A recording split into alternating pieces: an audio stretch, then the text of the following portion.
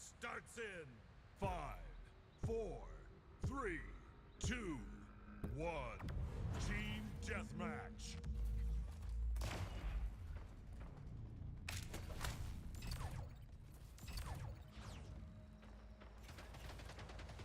Gain the lead.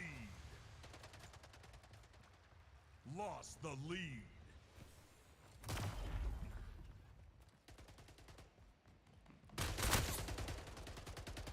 Tied the leader.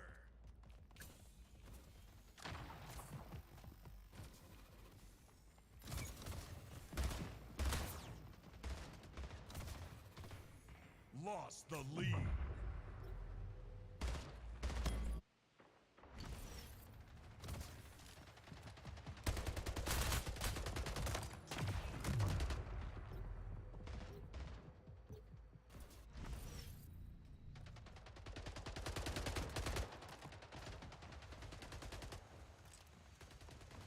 Five minutes remaining.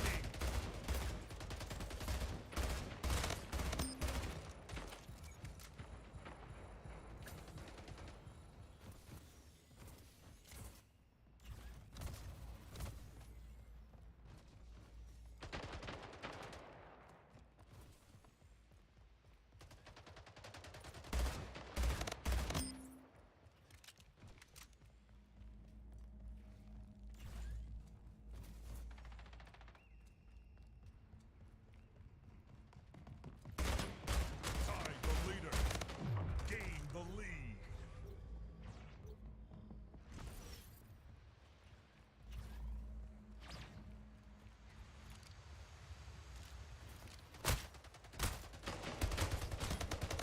Gain the lead. Lost the lead.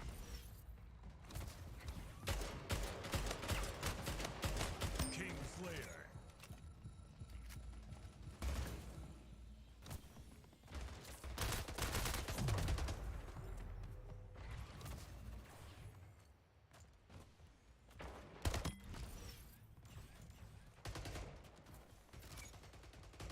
Tied the leader.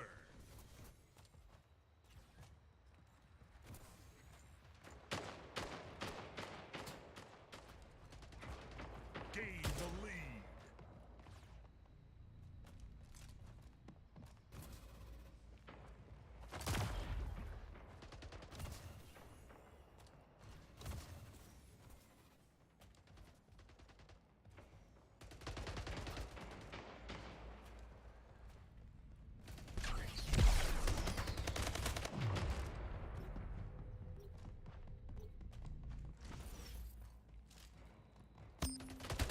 The lead.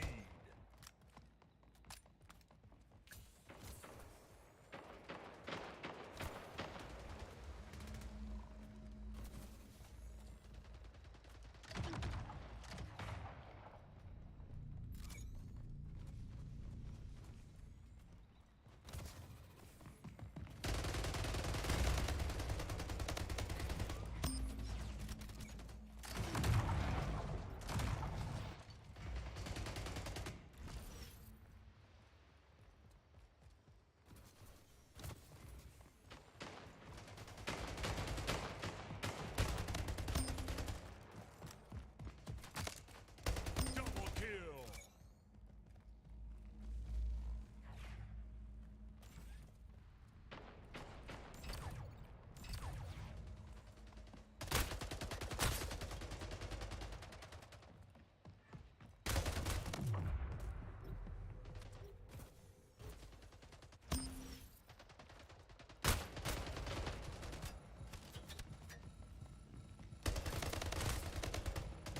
King Slayer.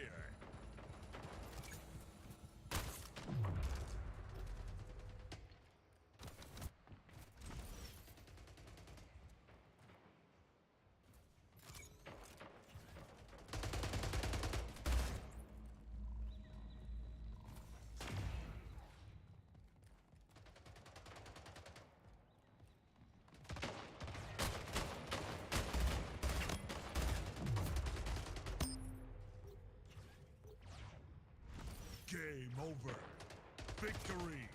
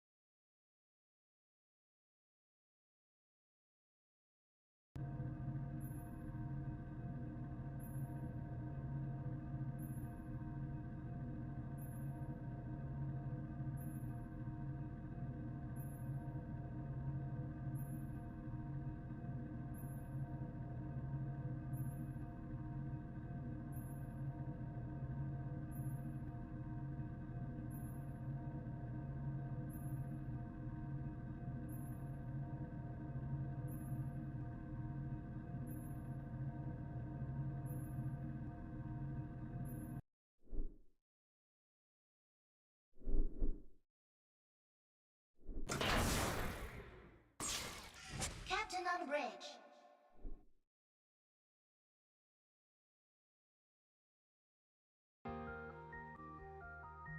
いつもはリマインド用の機械を作るんだけど、特別に私がリマインドしてあげる。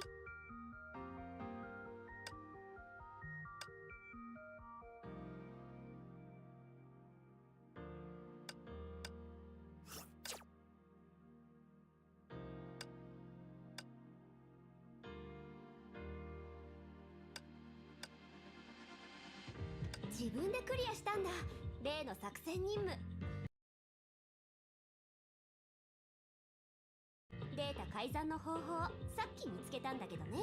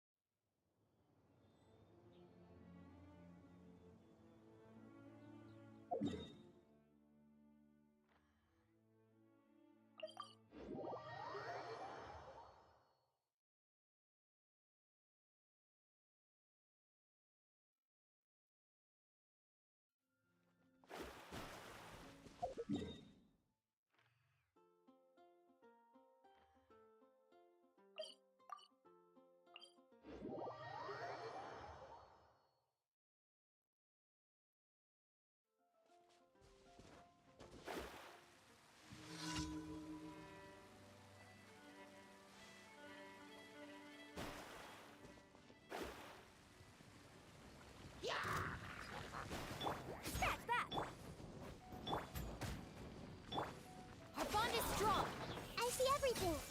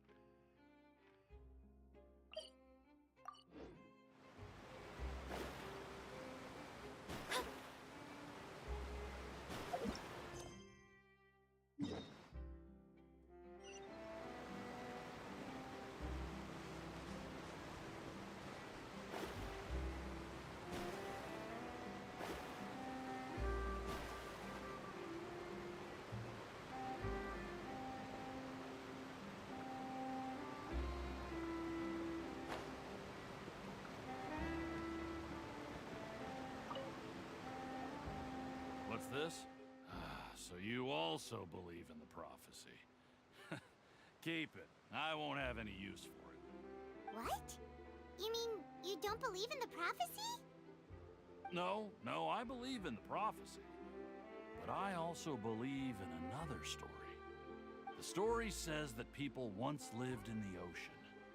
They were one with the ocean and couldn't live apart from it. But as time wore on, people desired to live on land and developed blood vessels, encapsulating the sea within their bodies. Thus could people set foot on land. So, if you ask me, when the water rises and takes us all, it'll be like we're going home. Oh, we hadn't heard that one before. But people can't live underwater. They'll die. You should probably still take it. All right, I'll take it. I guess I just feel that being dissolved into the water doesn't necessarily mean death.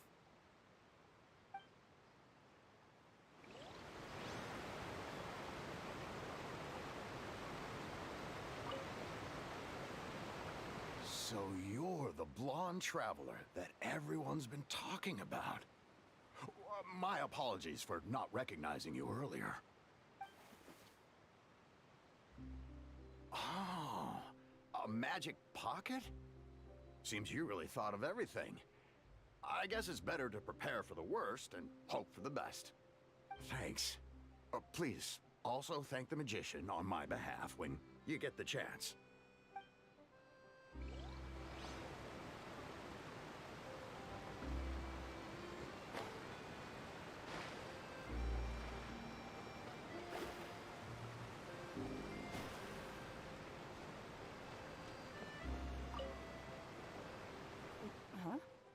I don't want that thing. Way I see it, if the prophecy's true, it's still gonna be a long time before the water can cover everything. Life is all about living in the moment. What use is there in worrying about the future all the time? We'll cross that bridge when we get to it. You should still take it. You never know when it'll come in handy. Oh, all right, fine. Thanks. It's just that if I start moving, that means I've already given up on the life I have now. I'd really rather not.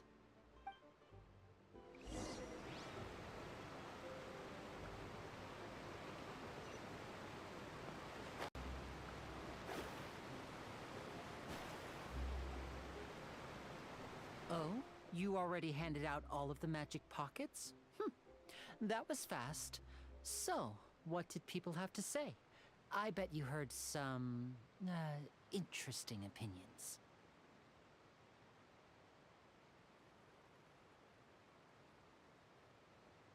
Yes, but that will change once disaster strikes. I know they'll change their minds, so it's only right to help them prepare. Is there anything else you need to do before we leave? Yes, one last thing.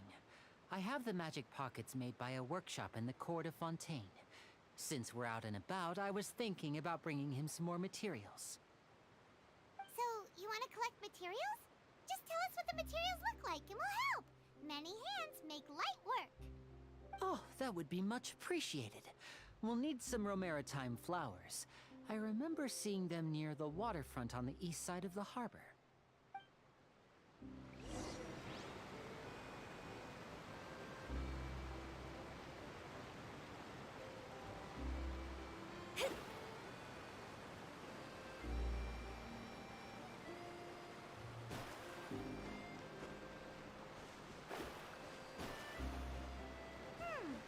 It seems we have to use Hydro to collect Romaritime flowers.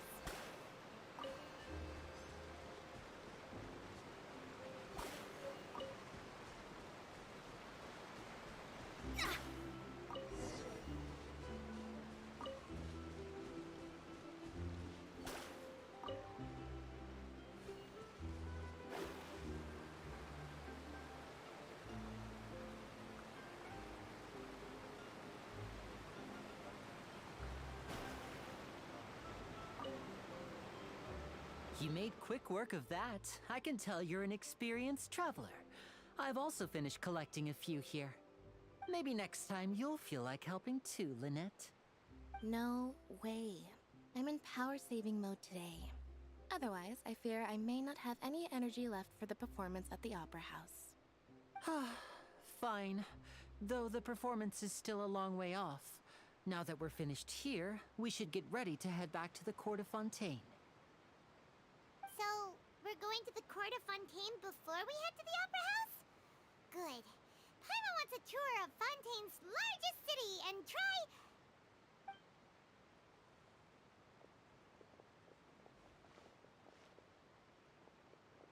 Wait, shh. Have you noticed that person over there? The young girl. Huh? What's wrong with her? Paimon didn't notice anything. She's obviously a thief. Magicians and thieves practice similar methods. We divert attention, and a distracted audience is one that won't discover what you're really doing. Watch her movements carefully.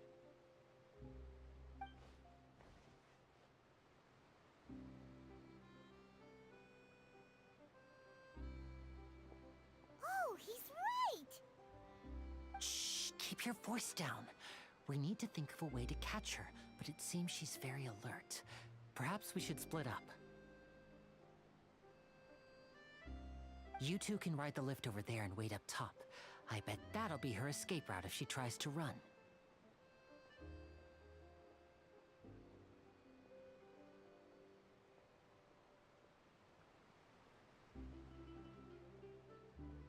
All right, let's go.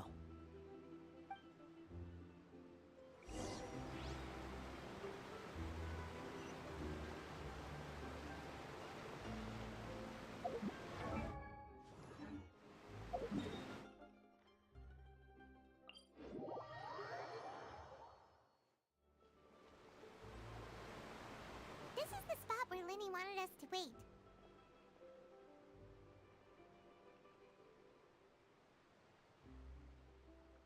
Oh, look! Isn't that her?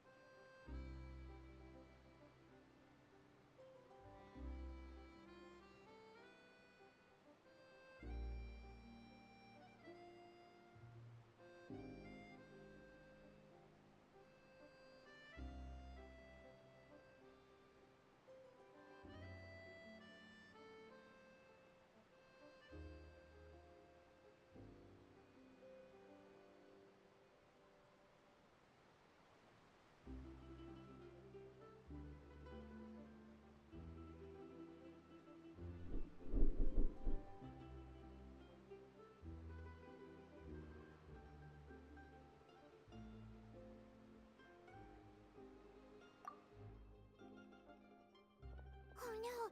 Did she notice us? She started running the other direction! What should we do? Should we chase her?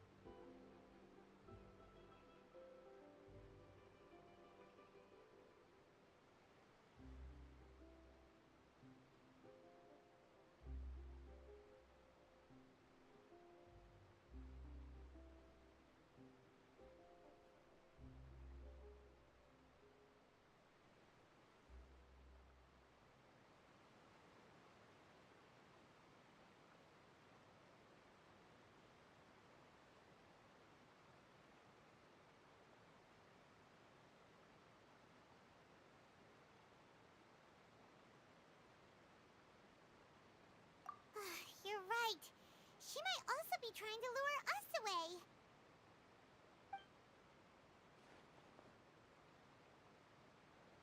Nothing's happened for a while now. Paimon wonders if Lenny caught the thief.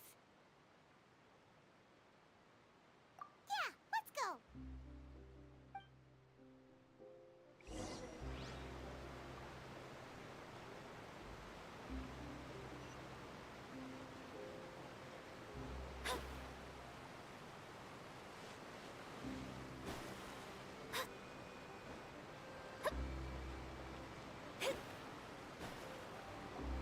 Are you sure that's all she took? You should check to make sure you're not missing anything else. No, that was all. Oh, I can't thank you enough. I didn't notice a thing earlier. Anyway, I should be going now. Thanks again. Oh, were you returning what the thief had stolen? That's right. Pity I wasn't able to catch her. She distracted me by dropping the thing she stole on the ground. By the time I looked back, she was already gone. I saw the general direction she went, but Lenny twisted his ankle, and I needed to make sure he was okay. Oh, did you get hurt, Lenny? I'll be all right. It's just a twisted ankle, that's all. In fact, it's feeling better already. If you want to play at being a hero, at least try not to get hurt doing it. Imagine what would happen if you managed to derail our performance as a result. You're right, you're right. Sorry, Lynette. I have to admit that the thief was even more skilled than I had anticipated.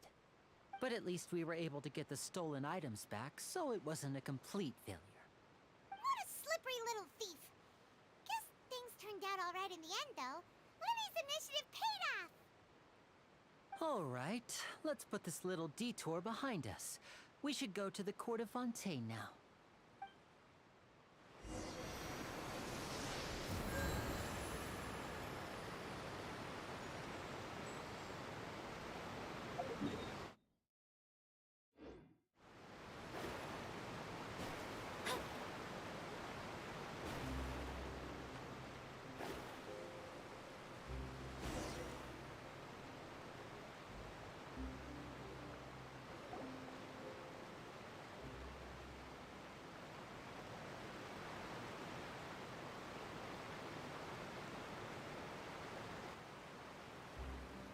So, we ride this thing to go into the city? What an ingenious way to get around. People in Fontaine really know how to use water. This is an aquabus. It allows people to travel between several key locations around Fontaine. It's pretty convenient, but the ride can become a little dull after a while. The scenery is always the same. That's why it's better to travel with friends. So you mean it's still boring even when I'm riding with you? No, that's not what I meant. It's just that, well, you don't really talk that much. Besides, it doesn't really feel like a real trip when it's just the two of us. It's the same as being at home. Whatever. Guess that's what it's like to be an older brother. It's about time for us to leave. Let's get on board.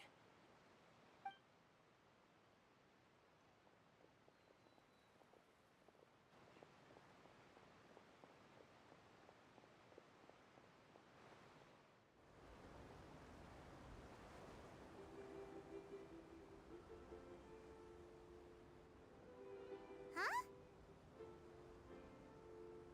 What? Traveler! Paimon! Charlotte! Oh, I never guessed I'd bump into you while riding the aquabus. In the story of my life, this is big news. What are you doing in Fontaine? I didn't hear anything about you paying us a visit. Yeah, it's quite the coincidence. But as travelers, we're always on the move. It's not surprising that nobody knew we were coming. Though we still have no idea how the Hydro Archon knew about us. Oh, let Paimon introduce you to our new friends. Oh, no need for introductions, Paimon. I would recognize the great magician Linny and his assistant Lynette anywhere. I wouldn't be much of a reporter if I didn't know who they were. It's a pleasure to meet you. I'm Charlotte, a reporter for the Steambird. Nice to meet you. From the Steambird, huh? We've often relied on your paper to promote our performances. It's an honor to meet you. Now that everyone knows each other, Fontaine suddenly doesn't feel like such an unfamiliar place. So, what have you been up to lately, Charlotte? Any big news? Not too much. When there isn't any breaking news, I mainly cover the trials at the Opera House. You can still manage to keep readers' attention as long as you tell things from a clever enough angle, even if it's the same old topics. For example, reporting on how a scammer once deceived vulnerable girls into relationships, or how a financial criminal was once so poor that they ate a single piece of bread for 5 days.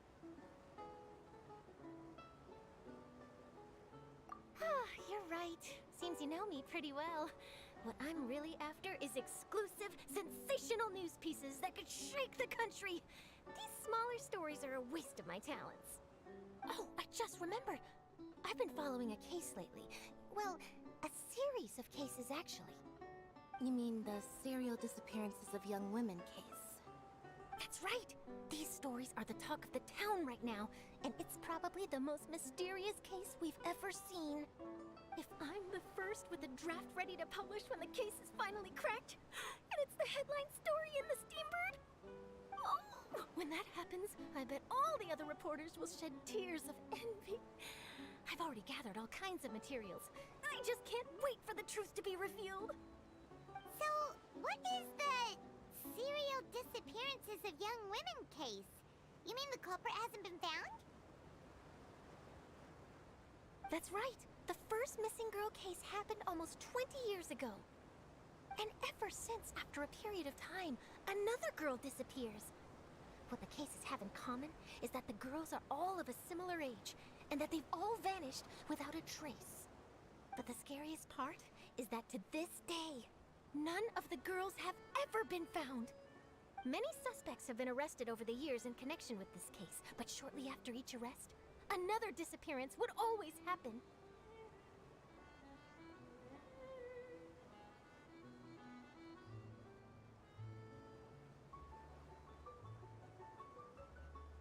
Yes, it's possible. But either way, I believe that every case has some precise truth behind it, waiting to be exposed. Yes, I agree. And at the very least, the family of those missing girls deserves some sort of explanation. I just imagined for a second what I would do if Lynette were to suddenly disappear. I'd pay any price to get her back, and then find a way to track down the culprit. Please don't imagine that, Linny.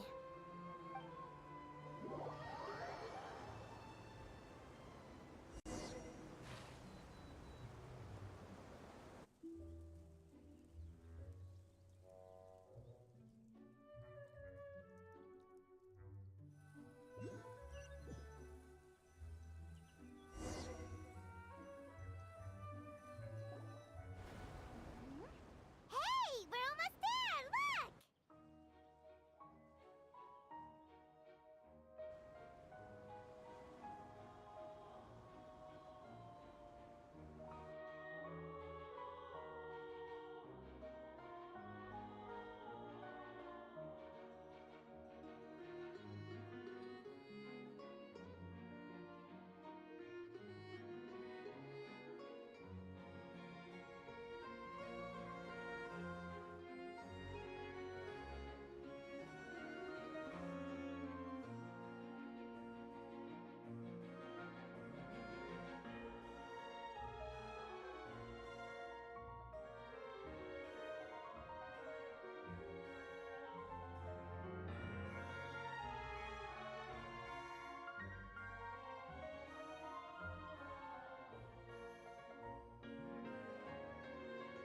Well, I really enjoyed chatting with you. Life should be full of pleasant little surprises like this. Yeah, us as well. The ride went by too quickly. I have an interview interview to get to. I should get going before I'm late. Okay, Hyman hopes we can chat again soon, Charlotte. See ya! Bye now. Oh, be sure to stop by and see me at the Steambird when you have time.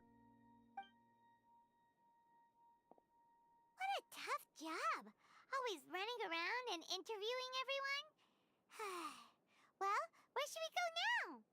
If you don't mind, how about we stop by my home first? Besides, I still have all the materials we collected. Sure, we wouldn't mind at all. This city is so huge, Paimon wouldn't know where to start anyway.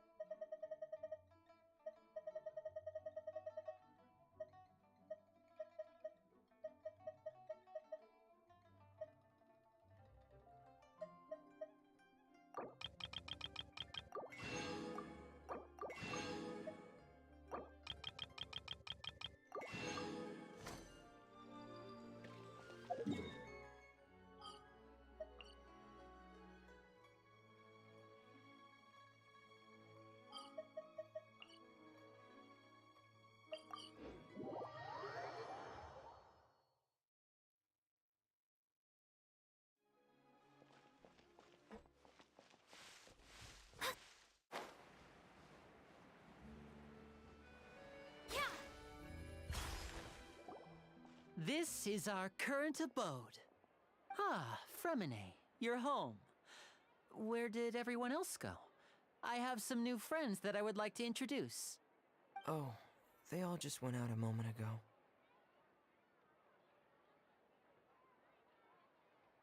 I see. Everyone is getting busier now that Father will be returning soon. I suppose that can't be helped. Allow me to introduce you to my little brother, Fremine. He is a phenomenal diver. Hello. Nice to meet you! Paimon is Paimon, and this is the Traveler!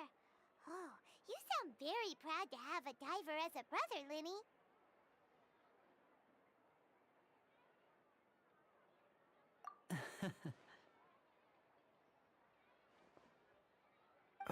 Linny, could you come here for a moment?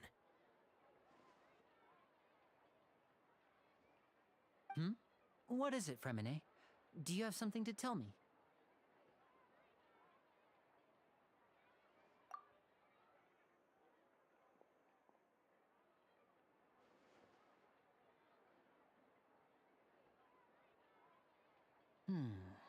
Okay, I see. Is everything all right? Oh, it's nothing. We were just discussing a little housework. Sorry for the interruption. Oh, before I forget, the Traveler and I collected more materials to make magic pockets. Were you able to get any, Fremine? Yes, I went diving and gathered lots of materials. I was about to give them to you. That's our Fremine, always quick with the underwater work. All right, I'll take these to the workshop.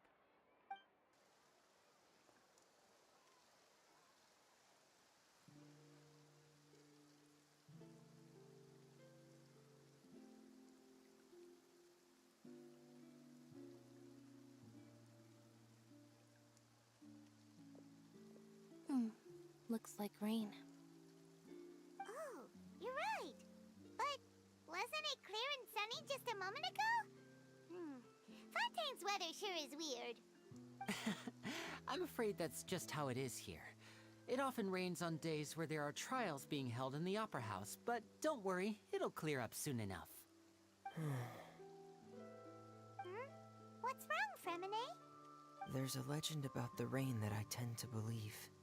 It's said that a dragon of water once resided in Fontaine. Though we don't know where the dragon went, every time it weeps, the skies will cloud up and pour out rain. When I was a child, my mother told me that if I wanted to go outside and play, I should yell toward the sky at the top of my lungs. Hydro Dragon! Hydro Dragon! Don't cry!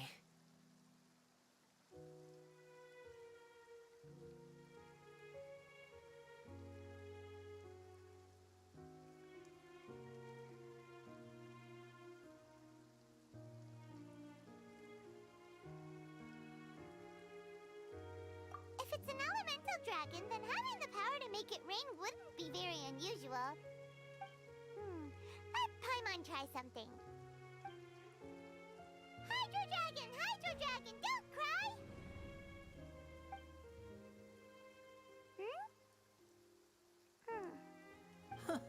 Doesn't seem to be of any use. It is just a legend after all. You know, you might be a more popular magician if you understood the concept of romanticism. Or could at least play along. Sorry, it might be because we've never met the Hydro Dragon. Perhaps it can't be comforted by the words of strangers.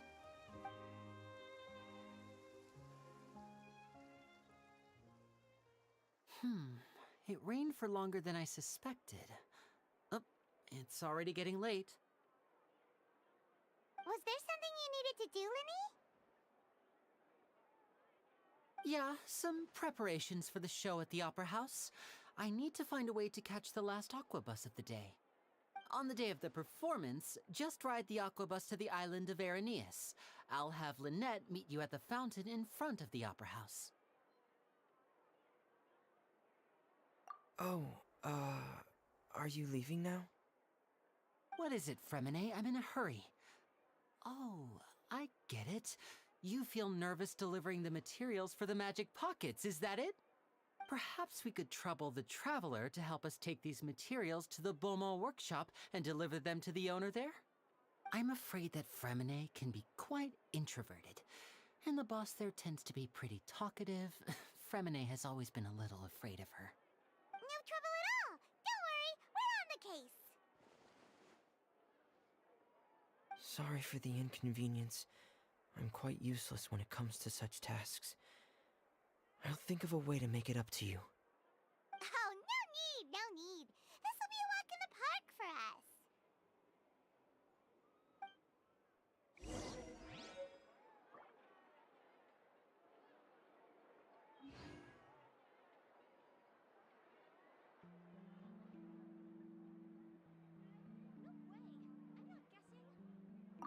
Thanks again, you two.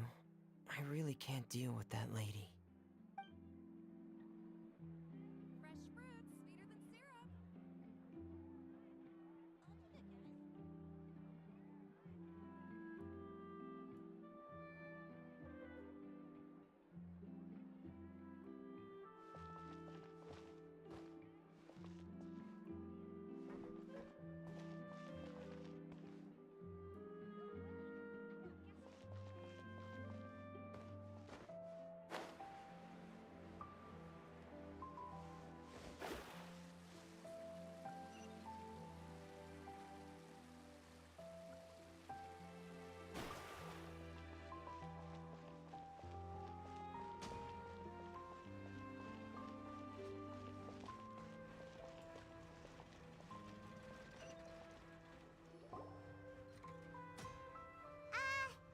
Hello?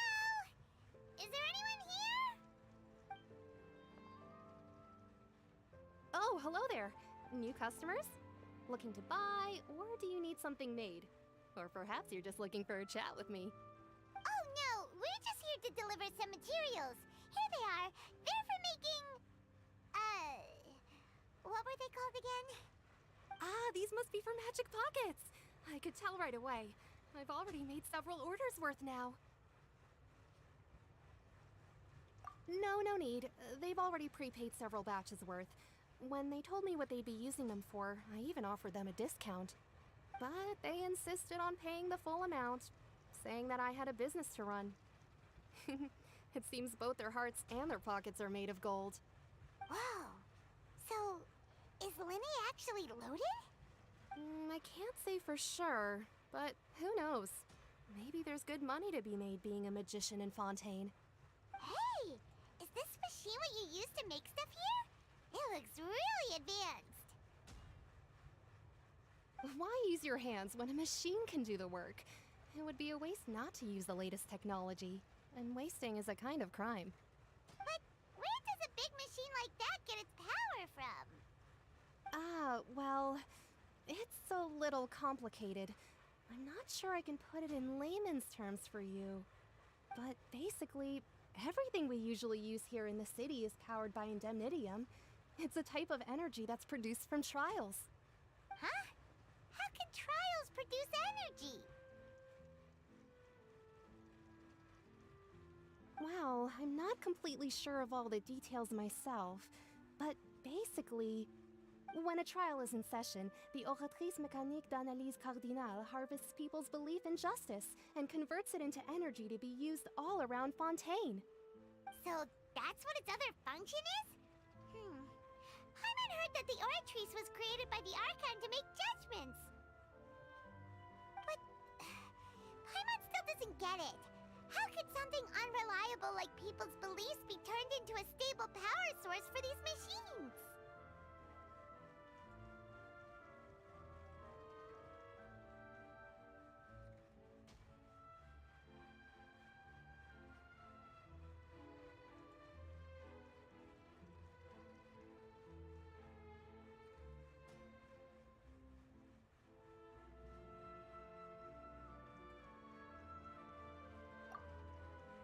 Oh, yeah! So that means the Hydro Archon relies on the machine to take the energy created by belief and turn it into power for all of Fontaine, right? Even though I've never heard anyone really put it that way before, it sounds like it makes sense. Besides indemnitium, we have another type of energy called pneumosia. It isn't produced by the power of the Archon, but it is unstable by nature. Even now, it still cannot be widely used by civilians. I thought I'd find you hard at work, but here you are chatting the day away. Since you're already talking, I'm sure you wouldn't mind a few words with me. You again? Didn't I already promise you that I'd have the more I owe to Confrérie of Cabriere by next month? Why are you hounding me now? Yeah, but how do we know that you won't go running off by the end of this month? I want 50% today. Wait, no, 70%. Huh? You... Seems business isn't so great for the workshop. We've already finished our job and delivered the materials. Maybe now's a good time to leave? Hey, hold on. Before you go around trying to collect payments, why don't you settle your own debts first? If Confrérie of Cabriere wants to poach clients from Northland Bank, that's fine. But I'm afraid you still owe the bank a hefty sum of mora. So why don't we work things out between us first, before you get back to your little conversation here? You're from Northland Bank. But we said we'll pay everything we owe next month. Why are you hounding me now? Traveler, Paimon! I didn't think I'd run into you here in Fontaine. What are the chances? We're surprised to see you too! What are you doing here in Fontaine? You didn't want to stay in Snezhnaya?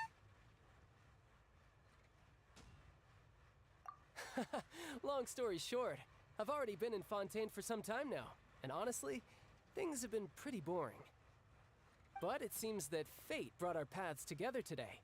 Not only will I have some good friends here now, but ones who always seem to find trouble. Either way you look at it, it seems things are going to get a lot more interesting now. Pretty sure we'd want to avoid anything that you'd find interesting. Besides, our trip here has gone pretty well so far. Right, Traveler?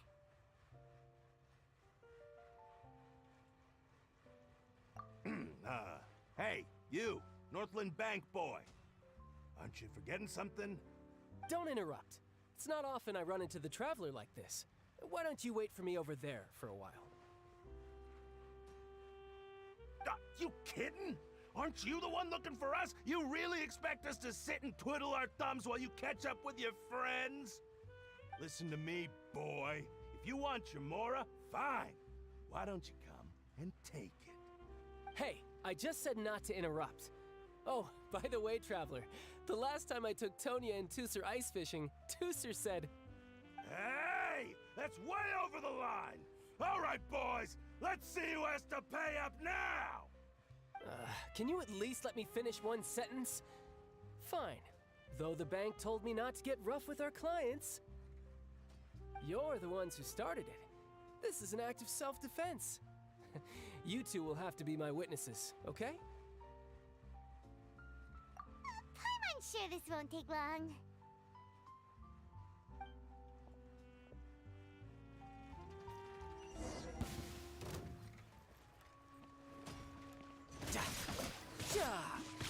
Shouldn't let your guard down.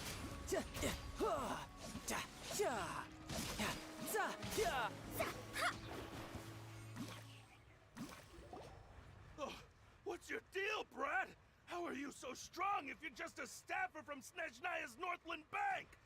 Wait, don't tell me you're... Oh, now you notice. It's a little late, don't you think? Just make sure you understand that you don't mess with Northland Bank. Got it?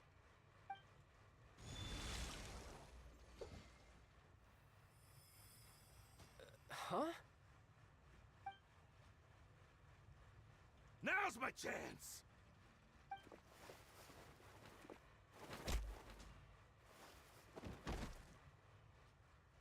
Huh. That was weird.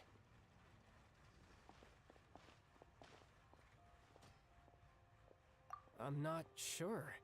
It's as if I suddenly lost control of my hydro powers when I needed them. Maybe there's something wrong with my vision? Strange. How could that happen? First time Paimon's ever heard of someone losing control of their vision.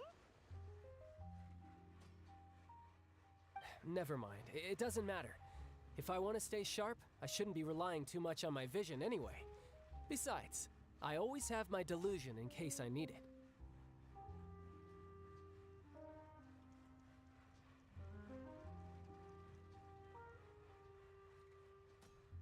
So what are you doing in Fontaine, child?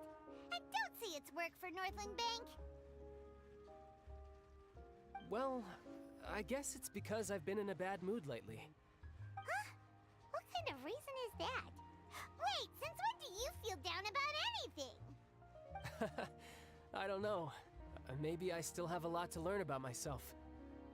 But recently, there seems to be some sort of restless power stirring inside of me. And I don't know why, but every now and then I feel like I'm in a terrible mood. Maybe you losing control of your vision just now is connected with that power you're feeling inside. That is a possibility. I can't remember if I ever mentioned it before, but when I was 14, I fell into some unknown abyss. It was during that time I learned nearly all of my abilities. The one who took me under her wing and taught me was named Skirk. She was always quiet and very mysterious. Nobody knew where she came from or what she had been through, and she was always very strict when teaching me combat techniques. One time, I asked her why she was willing to take me on as an apprentice. From what I could make of her answer, it was because I had awakened it, and traces of it remained on me. She said that all my combat training would be useful in the future. But what is it? What did you awaken? She never explained that, but my guess is that it's related to a dream I saw when I had just fallen into that abyss. In my dream, I was in the deepest depths of the sea, and the boundless seabed was all around me. But in front of me appeared a whale that was so massive, I felt like I couldn't breathe. A whale? Oh, that sounds familiar! When we fought against you before, you summoned a huge whale that seemed to leap at us. Is that the one? That's just an abstract form of a whale that I create using my elemental powers. It takes that shape because the scene I dreamt of the whale has always been stuck in my mind. I'll never forget it. So you used the whale as inspiration for one of your moves? Huh. Seems a little twisted to Paimon.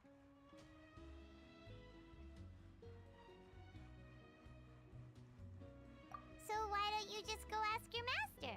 Maybe she knows the answer. You make it sound so easy. Ever since the incident I experienced there, I've never stopped searching for Master Skirk and that unknown abyss. But it's been years now, and I've still found nothing. There isn't even a trace of the place where I remember falling into the abyss. Oh, it sounds like some kind of ghost story. Yeah, I'm out of leads at this point, but there's nothing more I can do. It seems that strange encounters in this world tend to be elusive like that. Oh, seems the time really flies when I'm talking with you. I just remembered I have somewhere else I need to be, so I should get going. What? More work for the Northland Bank? No, it's more of a personal appointment. Lately, I've been sparring with some of Fontaine's official champion duelists whenever I'm feeling bored. Official champion duelists? You mean it's their job to duel? Yep, in Fontaine, before a criminal goes to court, they're given one chance to defend their honor by requesting a duel with an official champion duelist. The champion duelists are all-powerful fighters selected from among the nation's best, and the duel itself is a no-holds-barred fight with no specified stopping point. So engaging in such a duel is regarded as a symbol of defending your honor. If a criminal manages to win the duel, they'll be acquitted, but if they lose, they'll have no choice but to stand trial. And the worst-case scenario is that you're simply killed in the duel. Though it's rumored that Fontaine has a death penalty, from what I can tell, no one has ever been officially sentenced to death. So really, the only people who opt to duel are those who have suffered a grave injustice in being accused, or those who greatly value their honor. Otherwise, why gamble with your life? So, do many people actually get out of their trials by winning the duel? Apparently, it's exceedingly rare for anyone to actually win. Fontaine probably enacted this system as a way to show that the nation respects the honor of its citizens. Besides, none of the champion duelists are to be trifled with, which is exactly why I was itching to face them as soon as I got to Fontaine. Apparently, the one I'm meeting today, Clorinde, is the strongest of the champion duelists. I had been asking her for some time before she finally agreed to face me today. Well, that's child for ya. Paimon feels like we heard that name somewhere before. Clorinde. Huh.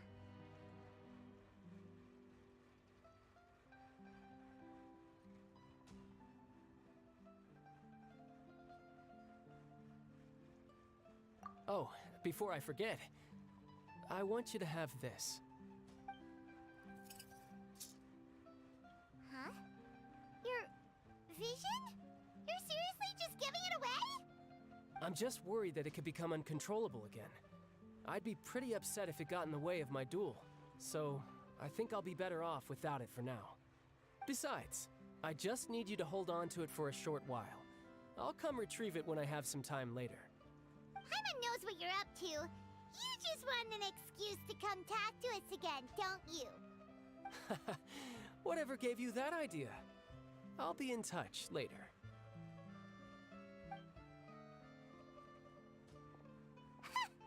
That sneaky guy. He said he's been feeling down lately, but he seemed the same as ever to Paimon.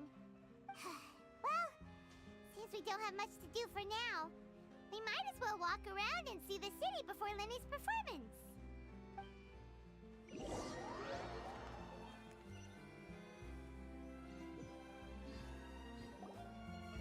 Wow! Who could have seen that coming? The reporter who was barely around for most of the story was the murderer all along!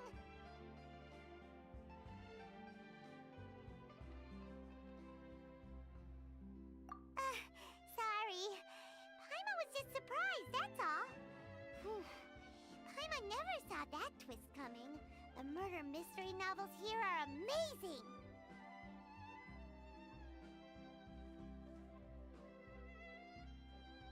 The whodunits here in Fontaine are a lot different than the light novels you see from Yai Publishing House. Both have their merits, but Paimon thinks this style of novels are more, well, novel. It's so exciting to reach the moment when the mystery is uncovered, especially in the one Paimon was just reading. You should buy a copy and read it too. Oh, sorry about that. Paimon will be more careful next time. Hey, shouldn't we be heading to the Opera House to see Lenny's performance soon? It's almost time for the show to start, so we should get going. Lenny said that the Opera House is on Aranias, so let's go ride the Aqua Bus!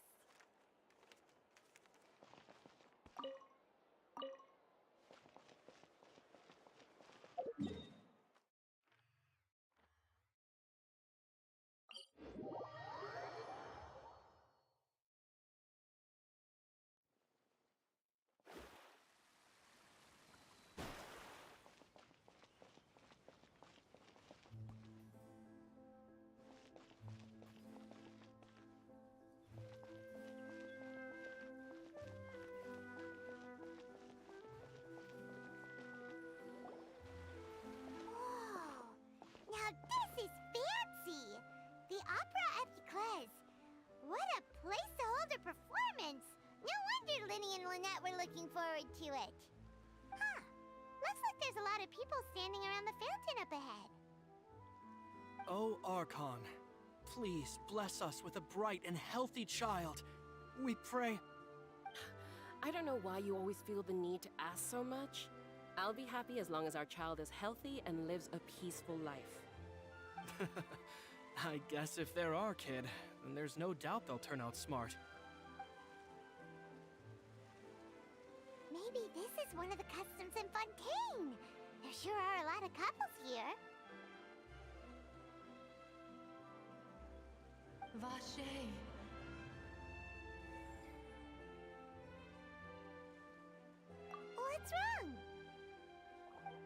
Vache. Vache.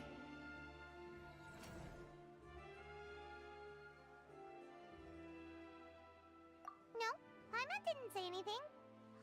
Are you hearing things? Welcome to the Fountain of Lucine. All the water flowing through Fontaine converges here.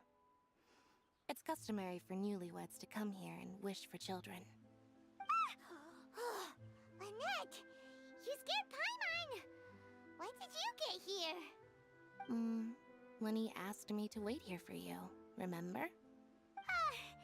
Right. What do you mean? There are a lot of people here right now.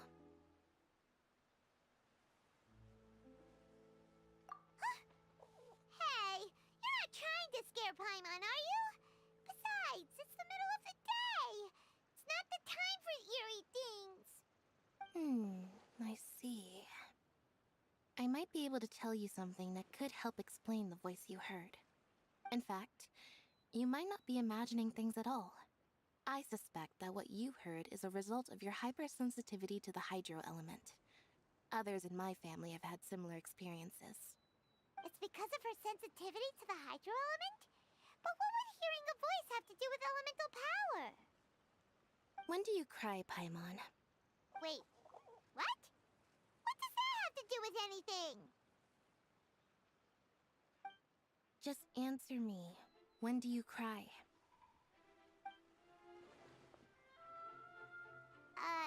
When Paimon's really sad?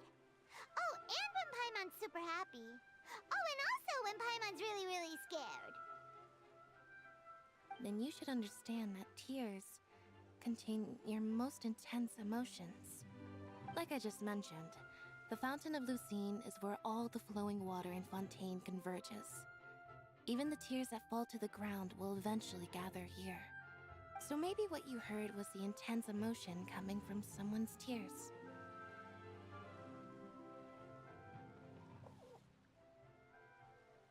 So, what did the voice say?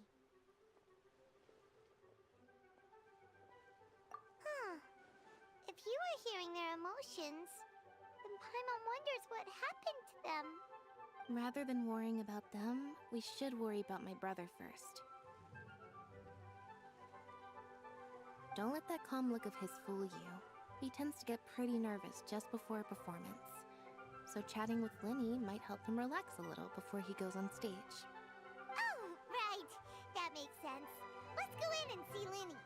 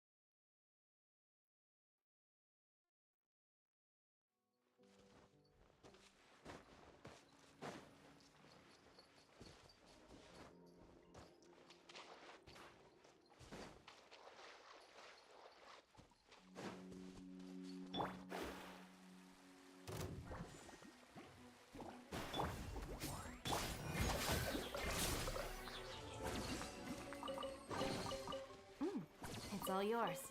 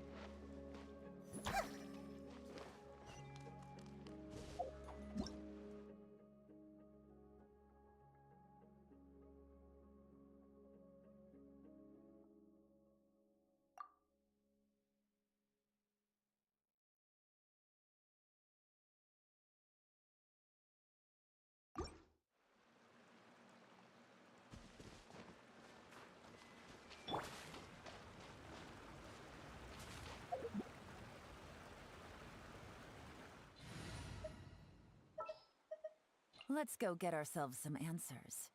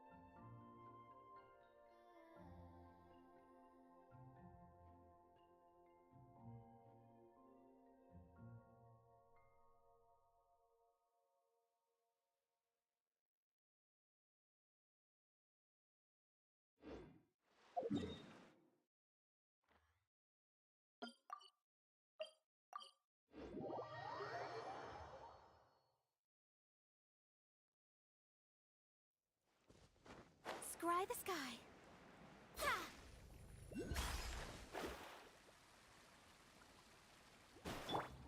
Coming through! The bond is strong! Everyone hold hands!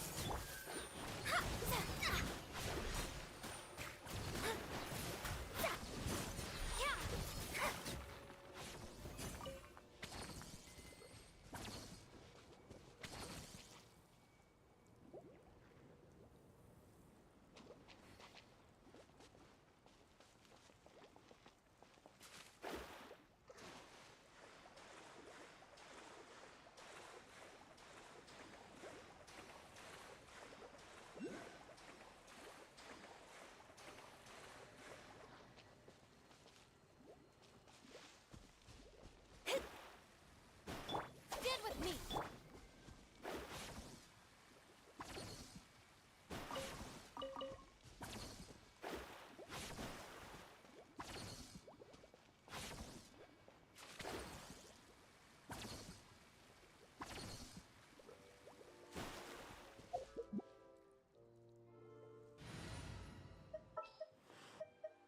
Good eye.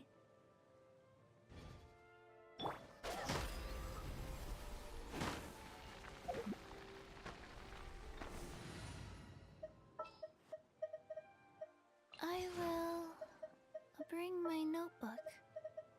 Thank you for choosing.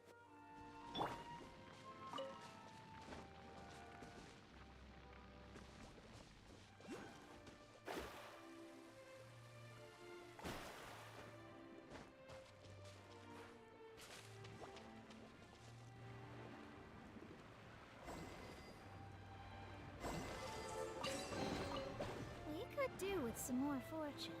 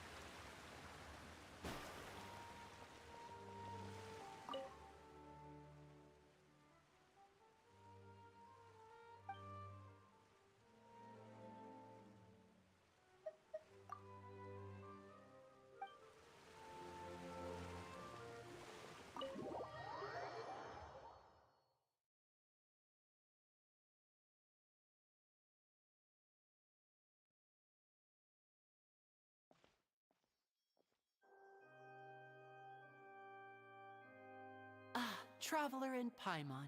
Good to see you. I knew you two would come. Are you kidding? We wouldn't miss it for the world. We've been looking forward to it. I can tell, judging by how early you've arrived. But you're actually right on time. The audience still hasn't started entering the venue yet, which means now is the perfect chance for us to take you to the best seats in the house. Wait just a moment. I'll fetch the tickets.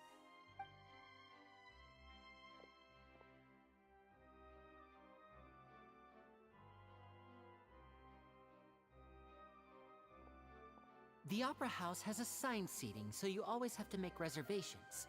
I've already reserved your seats, and here are your tickets. Ooh, front row seats! Thanks, Linny! Don't mention it. There's no need to keep thanking me. Hey, Lenny! Could you come over here and take a look at this? Oh, I'll be right there. Seems there's an issue with the stage props over there. That's Cal, my assistant, calling me. I'll go lend him a hand. Yeah, we'll just go to our seats. You go ahead, Linny.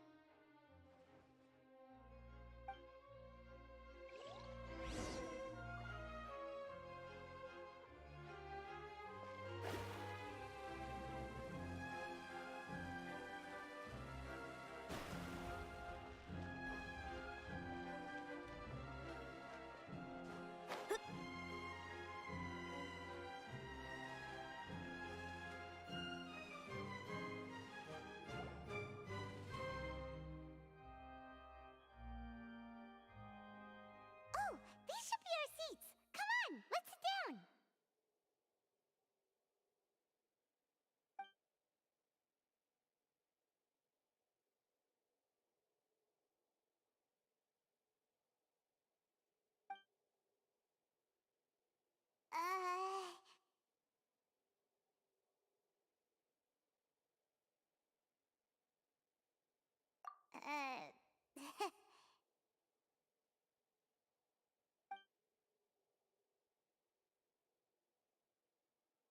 Hey, Traveler. Maybe we should strike up a conversation with the person next to us. Since we're sitting together and the rest of the place is practically empty still, it's kinda awkward if we don't say anything.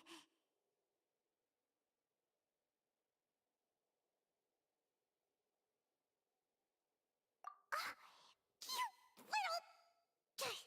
Of course you put this on Paimon! Excuse me, I did not realize you felt awkward. I am terribly sorry. I would be perfectly happy to chat with you if that is what you would like. Oh, so you heard all of that, did ya? Boy, you sure have good ears. Paimon thought she was keeping her voice down. Wait, that's not it. Paimon's... Sorry. Paimon's the one who was being rude, talking under her breath like that.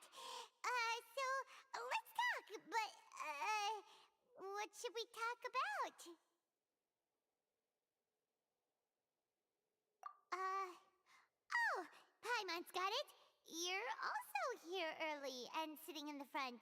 Are you a friend of Linny's too? A friend, you say? Well, if Mr. Linney would like to be my friend, I would be more than happy to reciprocate. Oh, so you're not friends with Linny then? Oh, this is getting more awkward by the second. Paimon nearly forgot to make her introduction. Nice to meet you. Paimon is Paimon, and this is the Traveler. We just arrived in Fontaine. It is an honor to meet you two. I have heard of your deeds across Tevat. And as required by proper etiquette, I will also introduce myself. I am... Oh, Monsieur Nervillet. What an honor it is to have you here to see my show. Ah, Mr. Linney. I should say it is in fact an honor for me to see your performance in person. Wait, Nervillet? Could he be... I saw you all chatting just now, but it seems you still don't know who Monsieur Nervillet is. Allow me to introduce you to Fontaine's Chief Justice. That seat is always reserved for him. It wouldn't be too much to say that he's the symbol of justice and honesty here in Fontaine. Ooh, sorry for being so rude just now. Paimon had no idea you were such an important person. No offense taken. Being Chief Justice is merely what I do for work. Nearly every person has their usual reserved seat, so I'm not so special, really. And by the way, I should probably let you know, even though I would prefer not to. There's someone sitting up there in the VIP seats that has been striking a pose for quite a while now. I believe she is trying to give you a most elegant and impressive first impression. So I think you should take notice of her sooner rather than later. Otherwise, she may become flustered.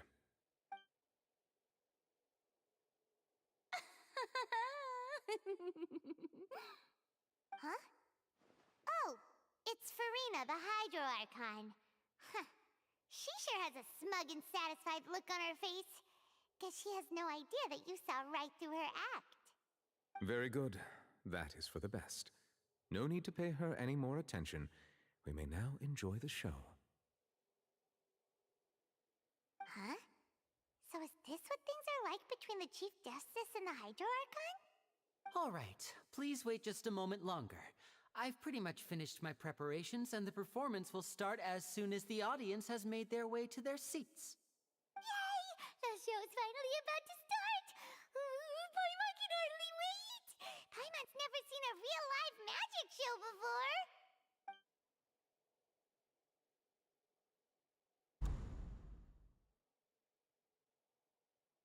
Ooh! They're dimming the lights! The show must be starting! Sorry.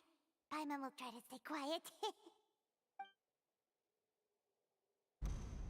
Welcome, one and all, to the Opera Epiclese. I am the star of today's show, Linny. And over here is my sister, Lynette, who will be working as my wonderful assistant. Please, let's give her a warm welcome. Hello, everyone.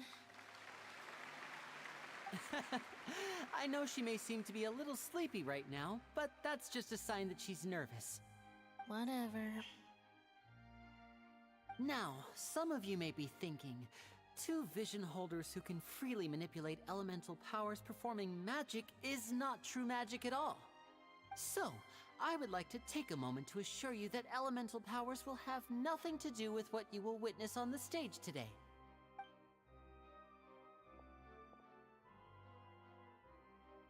Both Lynette and myself have removed our visions for the show. That way, even the gods won't be able to help us. Oh, good point. That's what makes the show real magic. Now, without further ado, let the show begin. Lynette will now exit the stage to make some preparations. I know you might miss her, but don't worry. She'll be coming right back on stage momentarily. Perhaps in an unexpected way. I'm sure she'll be stealing the spotlight soon enough. Oh, and before I forget, there's one more thing I should say. You never know what can happen in the blink of an eye. A magician's greatest skill is making things disappear or appear. The possibilities are endless.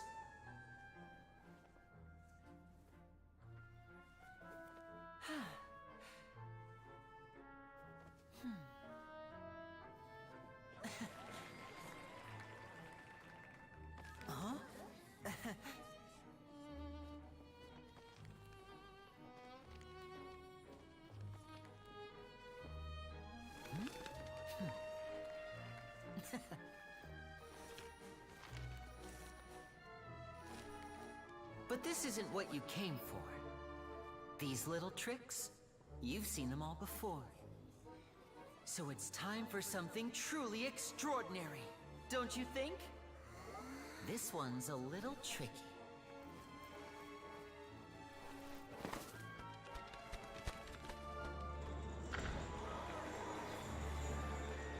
Using this water tank, I shall make my sister vanish completely, right before your very eyes.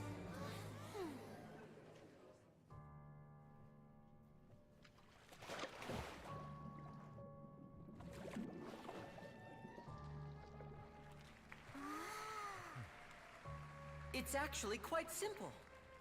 She'll just turn into air bubbles and float right out of the top.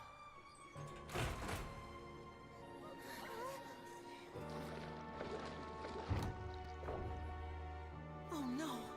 I told them to check all the props carefully. With the lid on, even air can't escape. An amateur magician would be getting very nervous right around now. Luckily, it's me on stage, so let me show you what a true virtuoso can do.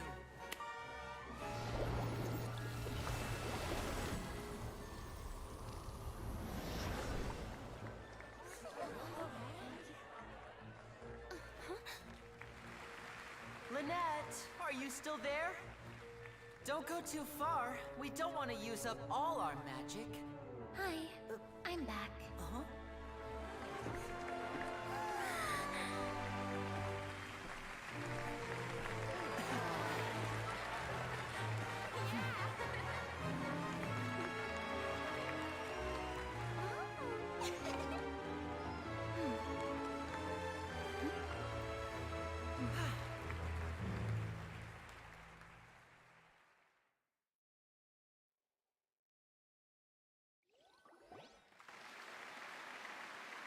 Whoa! What in the world just happened? How did he do that? Harlan didn't seem to do anything. Wasn't Lynette inside the water tank? How did she disappear and then reappear out of nowhere? If we could see easily through his tricks, then that would mean that his skills are still lacking. To appreciate magic, you should focus on the show happening on stage, rather than getting caught up in trying to see that which has been intentionally hidden. Guess you're right. Harlan couldn't believe her eyes when Lynette reappeared. Amazing! Thank you everyone. I'm glad you enjoyed that performance. But our magical journey has only just begun. I've prepared even more astonishing surprises for everyone here.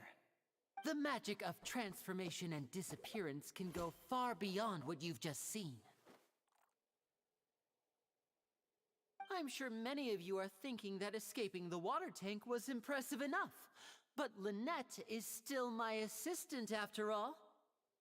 In which case, I have ample time to make all necessary preparations. So, for my next trick, I will require the participation of one lucky audience member. Please, if my assistants could bring out the magical boxes now. There are 2 boxes, and only 2 boxes. One is here, and one is there in the aisle among the audience. I'm sure many of our clever audience members have already guessed our next magic trick. A swap! Our lucky audience member and I will each enter a magic box. After 1 minute, we will each emerge from the opposite box. Now please, everyone pay very close attention to the box you see here. Don't give me any chance to make a move. Wow! How's he gonna do this? Hey, do you think this is all magic tricks, or does Lenny have actual superpowers? The lucky audience member will be generated by this random number selector. It selects numbers entirely at random. Even I don't know who will be chosen to participate. Now then, let's begin. Let me see. Oh, row 7, seat 3. Congratulations! You now have the chance to experience magic firsthand for an entire minute. Please, come forward. My assistant will take you beside the magic box. I'm sorry, it might be a little cramped inside, but no need to feel nervous. We've carefully arranged everything for you to be as comfortable as possible. You don't need to do anything, but no matter what strange things may happen, don't come out of the box. If the magic is interrupted, who knows where you might end up? You might even find yourself in the Fortress of Meropide. Oh, okay. All right. Before I enter the magic box, there is one more thing I need to ask the audience to do. Could you all give me a countdown? Like this. 60, 59, 58. Just keep counting down. You can go a little faster or slower if you like. I won't be able to see anything in the pitch black box, so I'll be relying on your voices to know when time is up. Oh, and no tricks now. If you quickly count from 60 in just 30 seconds, then I'll be in a tough spot. Ooh! Paimon kinda wants to count faster after hearing him say that!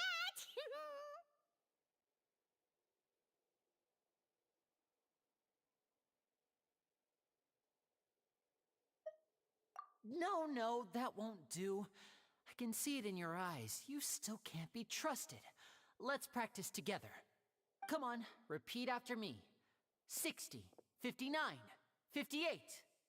60, 59, 58! That's right, perfect. Keep it going. All right, I'll see you all on the other side once you've finished counting.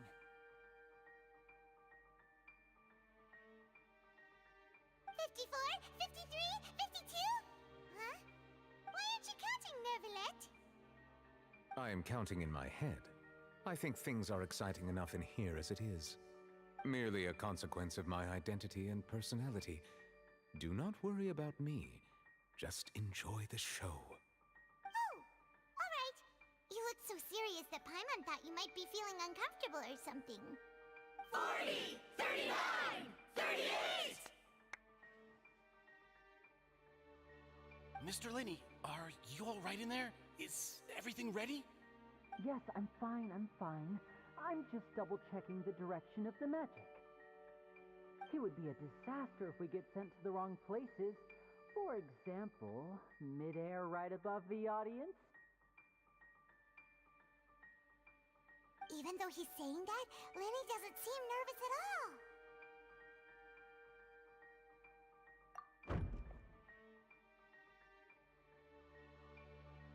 Ah!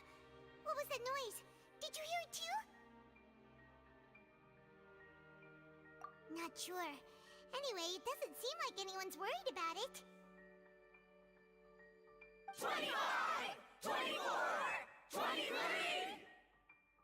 What's wrong, Mr. Linney? I can still hear you moving in there. I seem to have accidentally knocked over a decoration. I'm trying to fix it, but it's pitch black in here. I can't tell left from right. Never mind the decorations. There's no time for that. The show is what's important. No, that's unacceptable. I want my show to be perfect. Don't worry, we still have 20 seconds.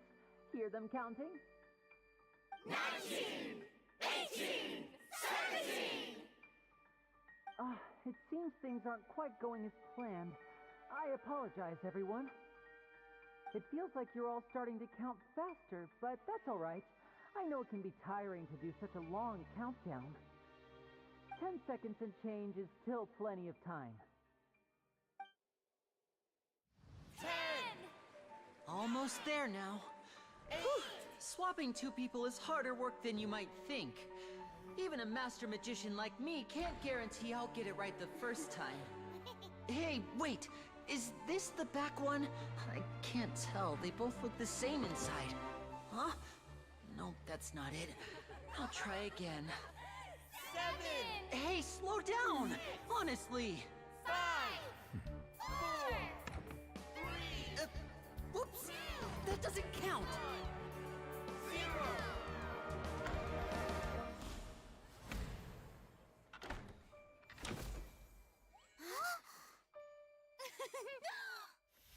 Ta-da!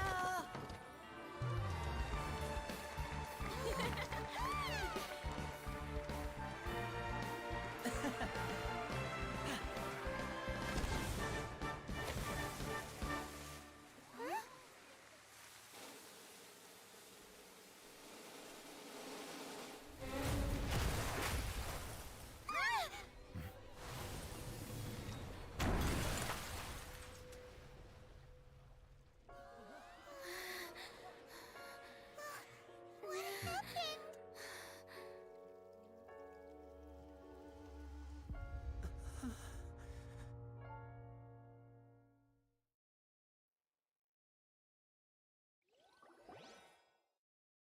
Huh? Is this part of the show? Mr. Linney, You're going to use magic to fix the stage now, right? What happened? Oh no. Maybe this isn't part of the show. The girl was still in that box, right? This performance is over. Medical staff with me. Guards, secure the scene and detain all the performers. Seal the exits. No one is allowed in or out at this time. Yes, that's right. If this was just an accident, then we must investigate the cause. But if this was all part of some scheme, then those accountable will not escape the judgment of the God of Justice! No need to be alarmed, you two. We'll get to the bottom of this soon enough.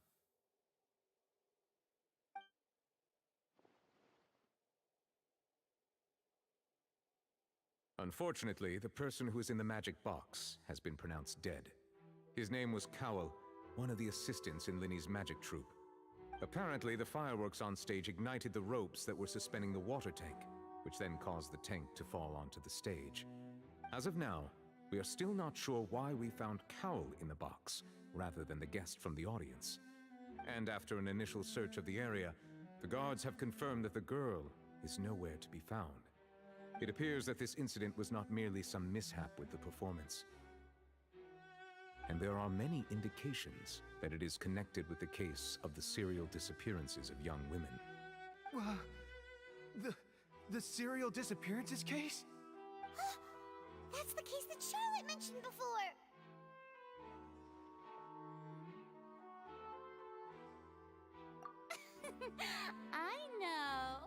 I know the truth. I can see through the whole thing. Really, using such a shallow and obvious mystery as his finale. Did he really underestimate us that badly? I say that our powerful magician, Mr. Linny, is now the prime suspect for the serial disappearances case. Huh? Why me? This whole thing was an accident.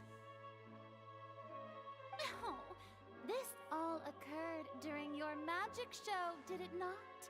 The missing girl disappeared after being chosen, did she not?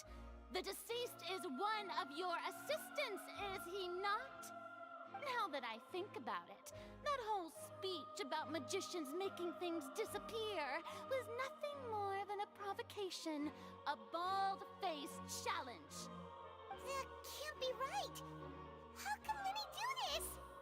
He was in the box on the stage the entire time! We can even hear his voice! Besides, before the show, he told us that he would like to catch the criminal behind the disappearances! He couldn't possibly mean catching himself!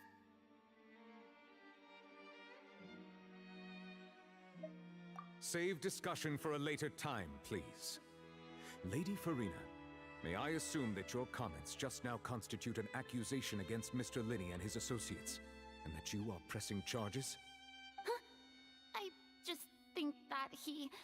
Well, I think it might be a little early to talk about formally pressing charges.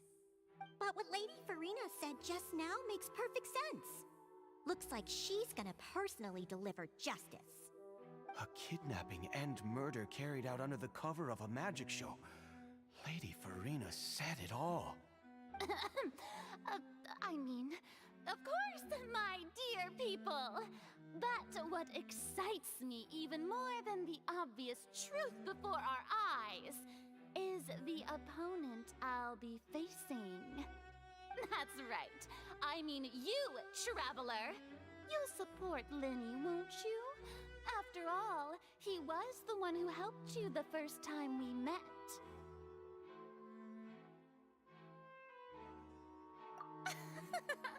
Then there's no problem at all.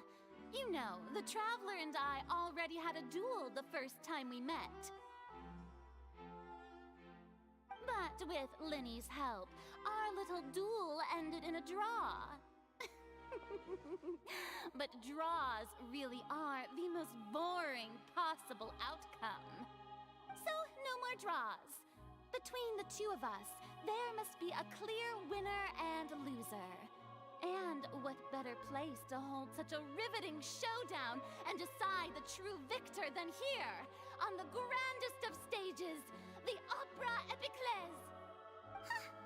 It wasn't a draw. She obviously lost last time. I understand. Charges have now been pressed, and as such, a trial is in order. Well, Traveler, seems Lady Farina has set you in her sights. But putting her dramatic rhetoric aside for a moment, I would like to ask you, are you willing to act as Mr. Linney's attorney and defend him in this case? Very well. The trial will be held a day from now in the Opera House. Both sides may investigate the scene to build their cases and search for the truth.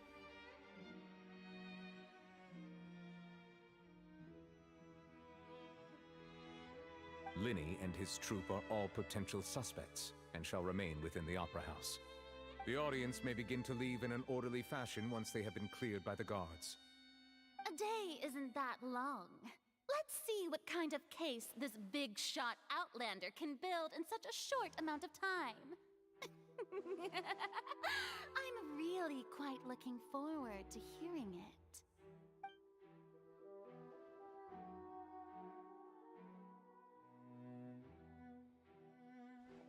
Lenny!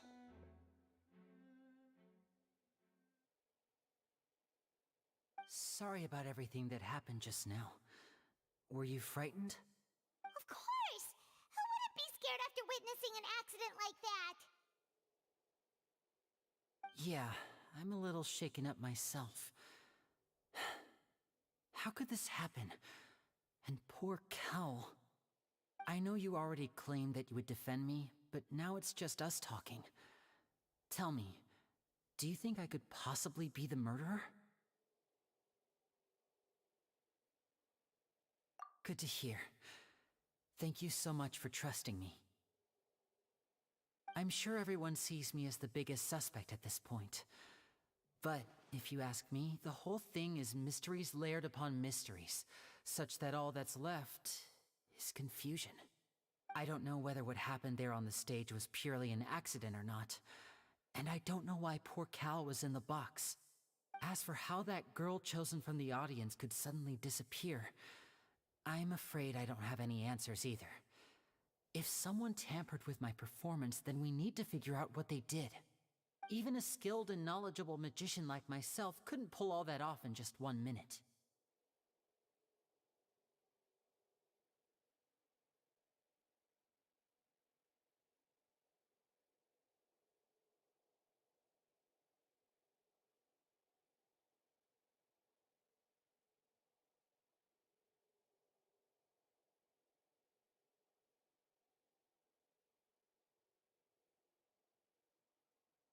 Which is precisely why we need to investigate! As this book says, the impossible could not have happened. Whatever happened must have been that which is possible.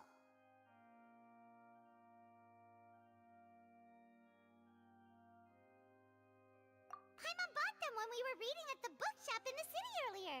Pretty cool, huh? Don't worry, Paimon used her own savings to buy them. It wasn't from our travel funds. I think they look cute on you, Paimon. You have good taste, Lynette! That's the right attitude. Feeling depressed isn't going to help me now. I need to get back to my normal self. But with the guards watching our every move, it's going to be especially difficult for Lynette and I to prove our own innocence. Good thing you agreed to be our attorneys. Thanks for that. We'll be counting on you. Yes, thank you so much.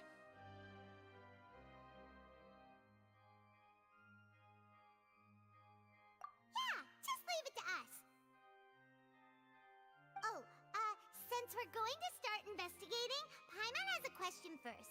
Where did Lynette go during the performance?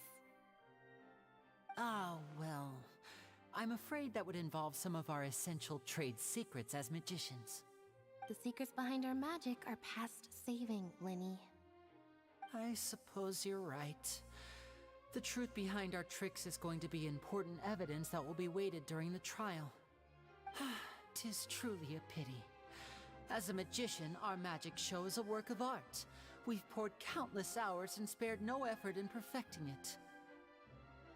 But if revealing our secrets will help you uncover the truth behind what happened, then it will be well worth it. We should go somewhere else if we're going to discuss our magic tricks.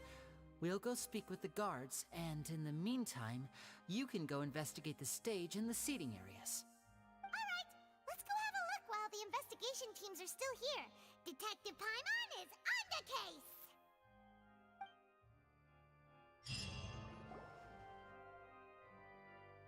Hello, officer. How's the investigation going? Ah, I see. You must be the traveler that Lady Farina mentioned. Listen, I'll be perfectly honest with you. I'd avoid getting mixed up in this whirlpool of a mess if I were you. Huh? What do you mean? Come with me and you'll see. The deceased is one of Linny's assistants, named Cowell. Even though he hadn't joined the troupe long, he was hardworking and everyone generally liked him. The assistants are usually in charge of setting up and inspecting the props, as well as assisting with the show and keeping the crowd engaged. As you probably saw when you were in the audience, the water tank suddenly fell and smashed the box with Cowell inside it. This is the real mystery. We've already searched the scene and were unable to find any traces of the girl. However, if you look carefully, the box was positioned directly under the water tank. The ropes holding the tank were then burned by the pyrotechnics on stage, causing them to snap. All these factors lining up so perfectly makes it hard to see this as a mere accident. If anything, the more logical explanation is that the whole incident was intentionally planned, and Linny is the most likely person to have access to all these areas. But he doesn't have a motive! Are you both good friends of his? Well, you can't say we're good friends, but we've known each other for a little while. So in just a short time, he was not only able to win your trust, but even convince you to act as his attorneys. I know there's no such thing as magic. The real trick of a magician is holding the audience in the palm of their hand. I've seen a lot of cases, and I can tell you that people are the least reliable kind of evidence.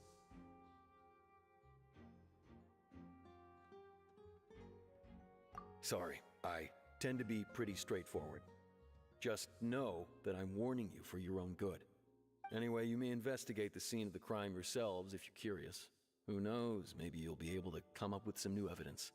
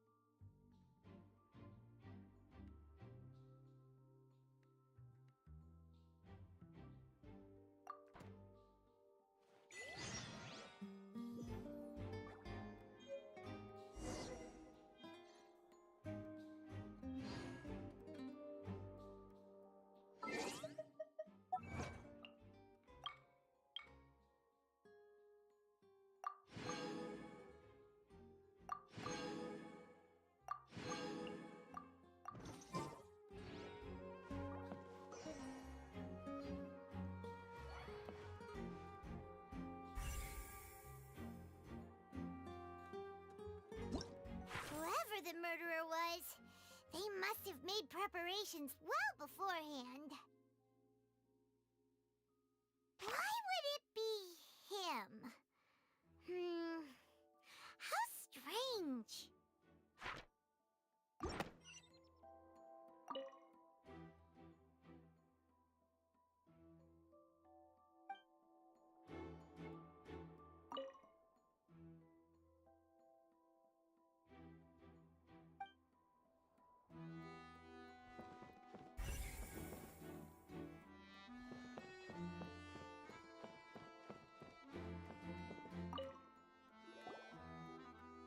The investigation team has some new findings.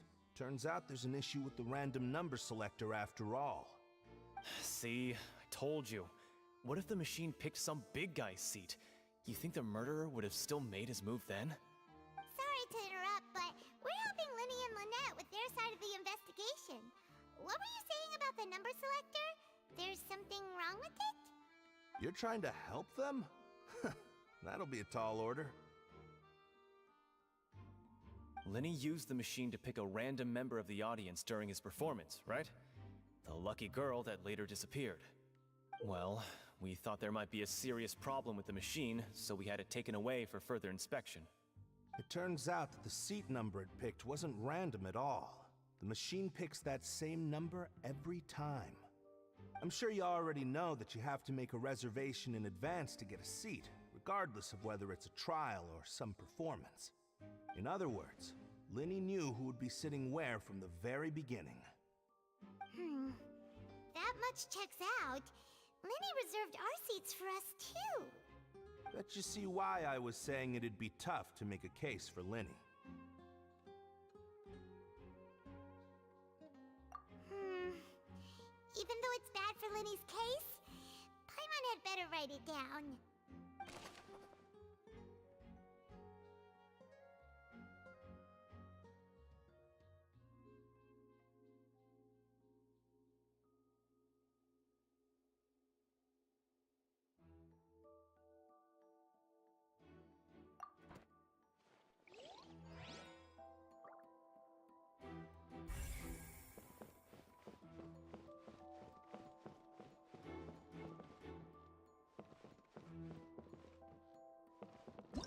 Whoever the murderer was, they must have made preparations well beforehand. People needed to register and reserve a seat for the show.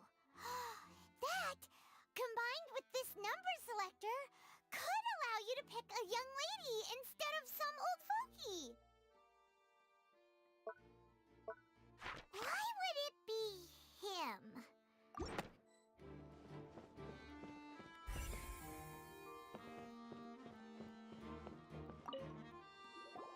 Hello there. What are you investigating? Oh, this location has also been cordoned off because the Magic Troupe members are currently considered prime suspects. The investigation team is still collecting evidence. The seats were all booked in advance, so we were able to deduce the missing woman's identity by checking the guest list. Sure, it's not like this is confidential information. We will publish it later anyway when we petition the public to help us find the missing person. Her name is Halsey. She's a painter from Fontaine who's made a bit of a name for herself. Apparently, she wasn't a regular at the Opera House, but she'd been feeling some pressure with her work lately, which made her decide to come see the magic show. The Magic Troupe members all claim not to know her. We have looked into her social connections. It seems that she has no personal grievances or conflicts of interest with the suspects. Simply put, she wasn't related to the Magic Troupe at all, which matches the features of the previous serial disappearances. Were the victims of previous cases also chosen at random? That's how it seems to us, in any case. Apart from the fact that they were all young women of around the same age range, there really weren't any other connections between them. Okay then. No need to be so formal. If you do happen to see the missing girl, please be sure to contact us. It is of utmost importance that we get to the bottom of these disappearances.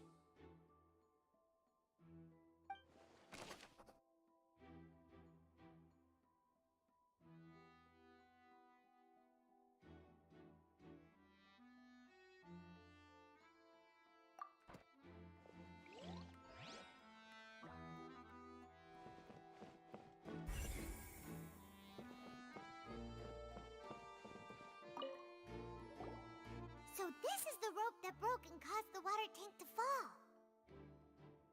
The rope looks pretty durable. How can it be burned through so quickly by fireworks?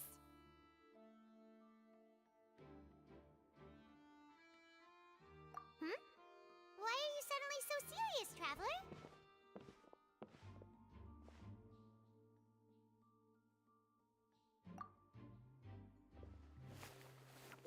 Whoa. Look! This bit is made from different material! Most of it was burned away, but there's still a little bit of it left.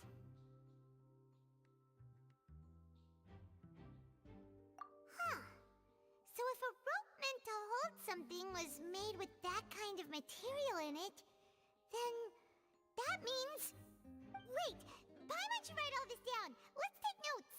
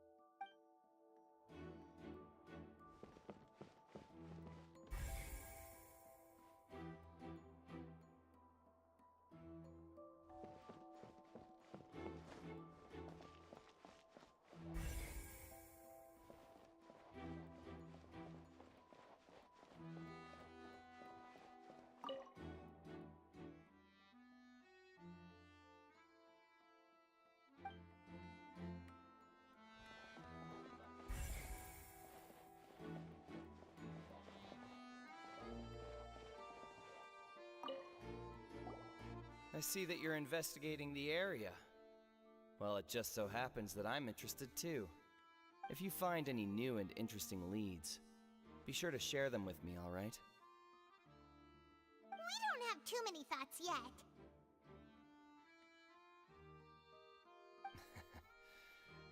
Then why don't I tell you my hypothesis first? The way I see it. And I'll start it with that loud thud. The thud?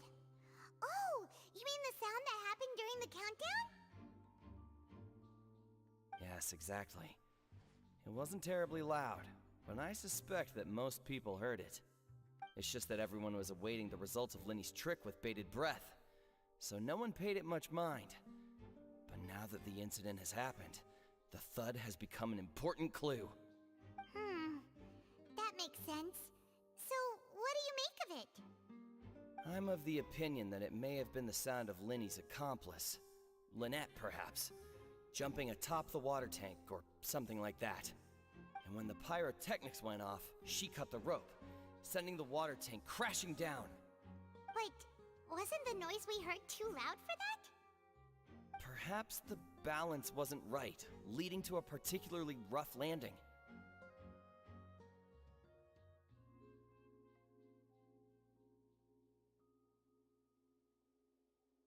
Oh, that's true. I suppose I must reconsider. That does remind Paimon, though. What was with that sound?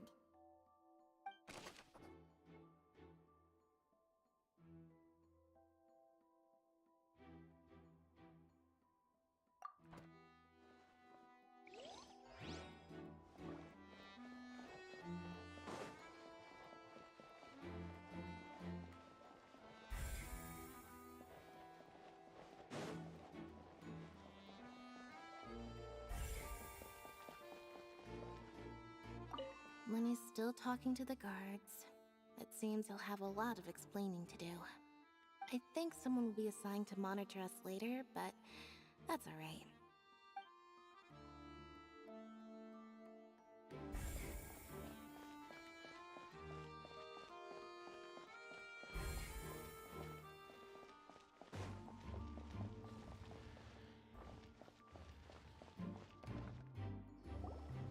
Hey, you! Yes, both of you! Over here! I've been keeping an eye on you for a while now. Huh? You mean us? That's right. If I'm not mistaken, you're also among those who wish to cut down the thorns and pursue the truth. No?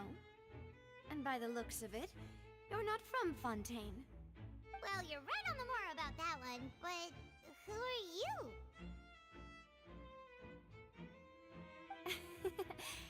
Have you never heard of the Spina di Rosula? From mediating disputes and providing protection to solving conundrums, you name it, Spina di Rosula does it. And I, Navia, have the honor of being its renowned president. Though those who play by our rules call me boss. I'm Silver, her attendant. Pleased to meet you. And I'm Melus. Demoiselle's various daily needs and affairs are under my purview. Huh? Boss? Demoiselle? What gives with the names? Well, I am the second generation president. Malus and the others are still used to my previous title. My apologies, Demoiselle. Should you prefer, boss, I will endeavor to use that instead. No need. You don't have to call me boss. Just Navia is fine. Okay, if you say so. Not that we're members of Spina di Rosula anyway. All merely trifling details. Never mind. Now, back to the situation at hand. That's right. I've always kept an eye on the serial disappearance cases. My interest stems from a matter back from my father's time. Judging from the look of things, I find Linny an unlikely mastermind. Really? We think so too! That's why we're looking for clues now! But how did you come to that conclusion? Intuition, naturally. My unparalleled intuition.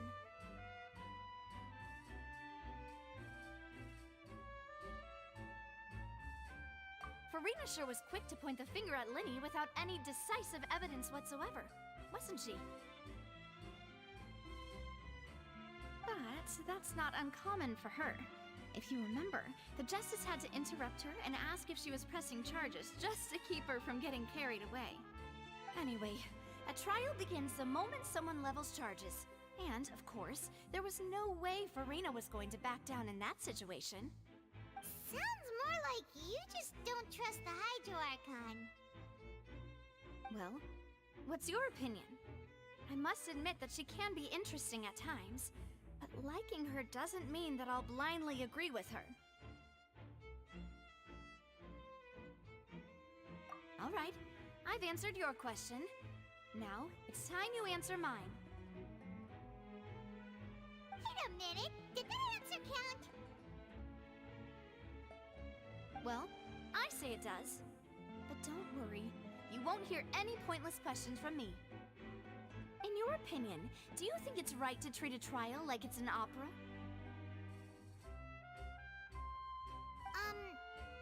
Well? And why would that be?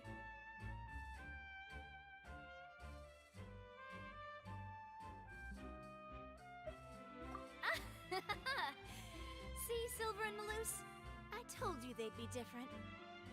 Most astute of you, Demoiselle. I too think that the Traveler's response was most excellent. No matter how wonderful the script or how fervent the audience's expectations may be, the trials that go on stage here must be based in fact. And if that can be done, boss, then... All right, that's quite enough, Malus. Anyway, I like your answer. You passed with flying colors. Now, I need to make some preparations, following which our joint investigation shall commence. You two shall be my assistants. Wait! Since when did we become assistants? Oh, well, I can be the assistant, sure. Or your companion, if you like. I'm really not that fussy. That's more like it.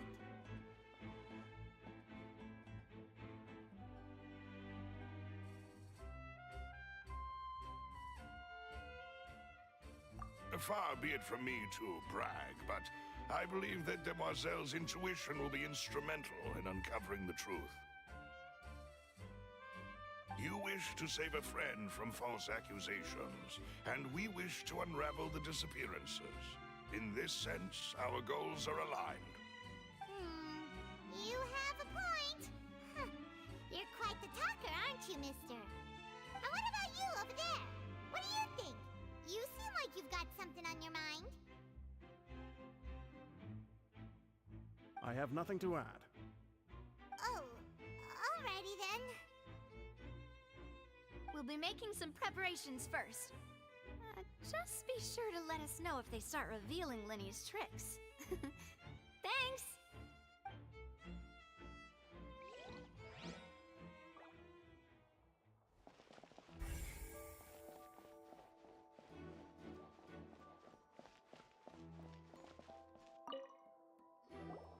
Sorry, but no one can freely enter or exit the Opera House at the moment. If you wish to leave, you must register your identity with us first. No, we're not leaving. We're representing Linny and Lynette as attorneys, so we're investigating the case. Were you always guarding this entrance? Yes, after the Chief Justice gave the order, everyone coming in or out must undergo a strict inspection. So, the missing girl couldn't have left from here, at least, not from that point on. I doubt there was much opportunity then, either. How can you be so sure,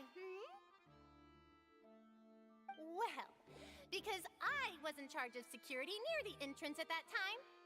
I couldn't see Linny's performance from here, which was quite a shame. Just my luck. But still, I did not abandon my post, and I stayed put no matter how loud the applause was. If someone had so much as even approached the door, I would have noticed it, let alone if they had tried to leave. We Melusines are good at that sort of thing, you know. So, it's safe to say the girl couldn't have left through here. Alright, thank you for your help. This'll be useful info.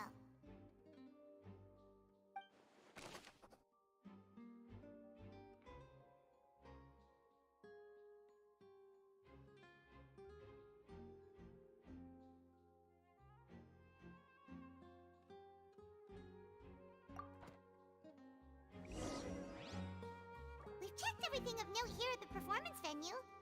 Paimon wonders how Linny's discussion with the guards is going. Let's go see, shall we? Ooh, things are getting interesting, huh? We're about to see how magic is made. My apologies, but access to the venue is restricted at this time. Please register first.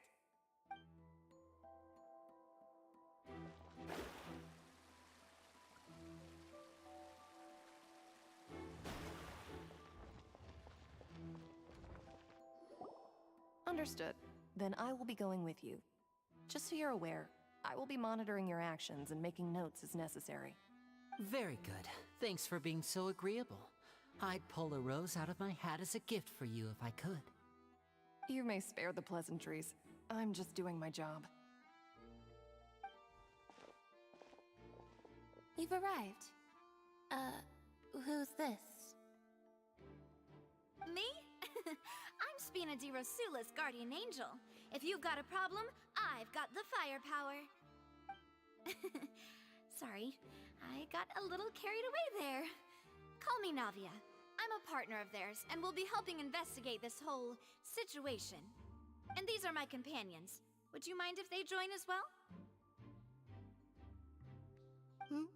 Fine by me. Oh, new helpers? I would be most grateful. Well, let's just say we're tagging along. It's not every day you get to see the secrets behind magic performed on such a large scale. I appreciate your kind interest. Come with me. We'll be heading below stage.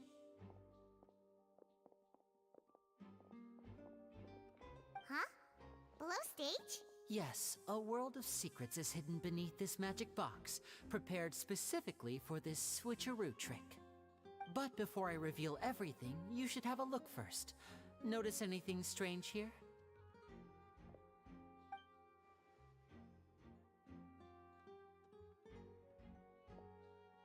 I'm not trying to be dramatic. Remembering the details of a trick will help you understand the methods used to perform it more easily. Huh. Weren't there balloons and other decorations here? Where did all that go? Ah, good eye. That said, you're still far from discovering the answer. The back? You mean the inside of the door? What's different about it? Paimon didn't notice anything. Very good indeed. I thought you might not be able to catch that, given that you were sitting in the first row. The back of this door was patterned. Those patterns are now gone, replaced by a smooth wooden board. So, if you put 2 and 2 together, what do you get?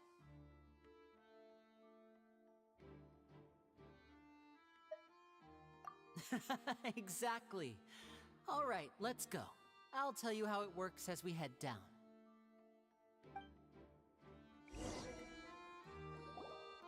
Oh, so there was a passageway under the magic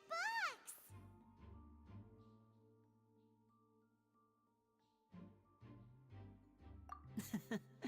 I knew you'd figure out most of it as soon as you saw this place. The 2 magic boxes are positioned right above the 2 entrances of the tunnel. See this flatbed trolley? The box with the lucky audience member in it would be shuttled over to the other side using the trolley. This trolley can raise and lower and even rotate, ensuring that the box will face in the right direction. I see. So that's the purpose of the box inside another box. Precisely. The inner box would descend after the audience member was put inside and be moved along the trolley, all while the outer box would remain on stage as if nothing had ever changed. So that's how you did it! Once the box was lowered, the trolley would store some energy through this device here, with which it would complete the rest of the steps. The audience member would only be able to feel some slight movements in the dark, and by the time she walked out, she would already be back on stage.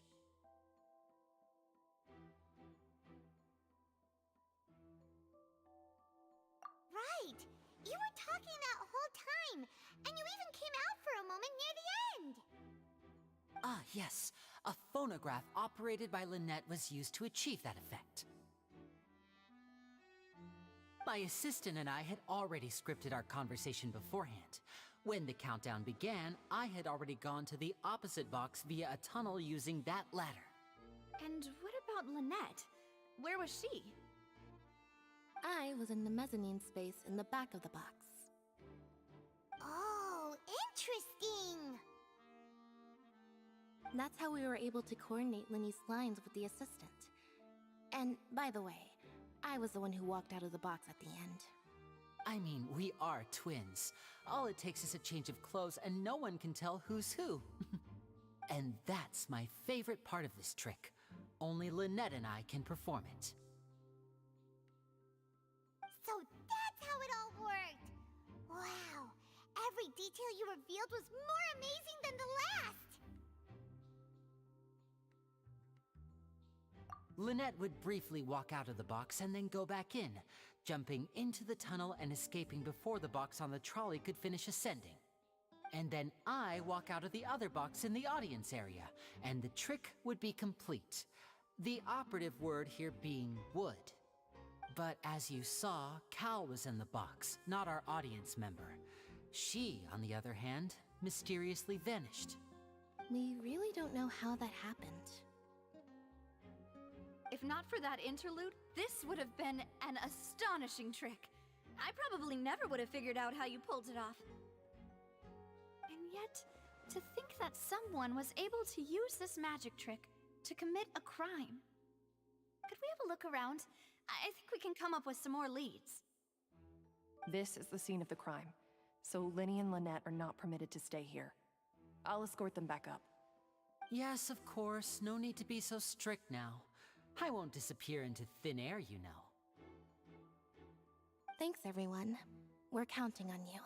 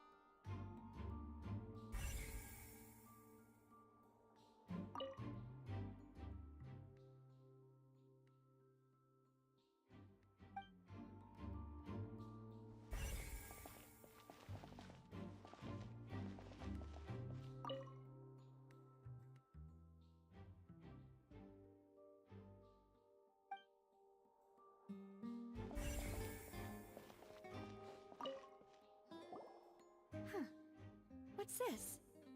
Looks like a hook tied to the end of a rope. Huh? There's all kinds of odds and ends here.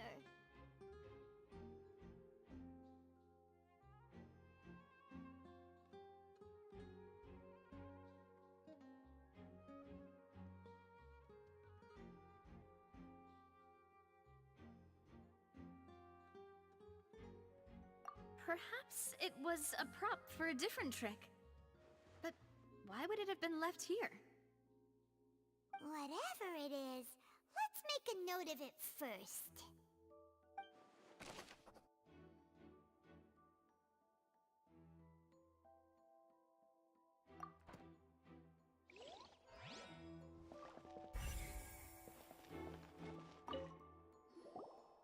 The floor is wet. Please be careful not to slip.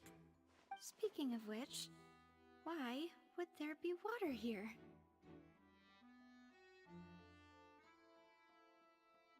Oh! Paimon knows! It's one of those tricks where you pour water into a jug and then flip the jug over only for the water to disappear? And here's a broken vase! Huh. Did the trolley knock it down while moving? That can't be. The trolley moves along tracks from start to finish. It couldn't have hit the vase at this distance. Let's note this down too and think about it later.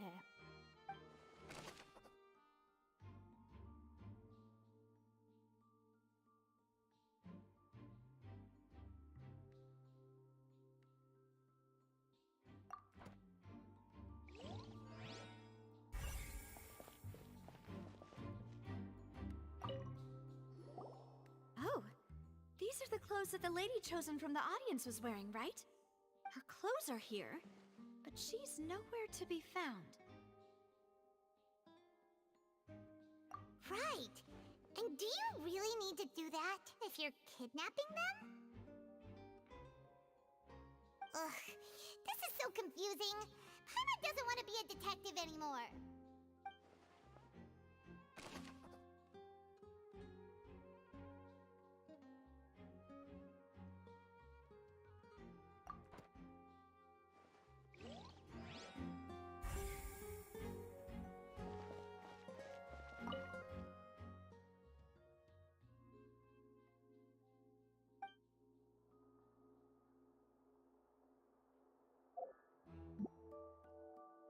Why would it be him? How strange. Gosh, no wonder the serial disappearances never got solved.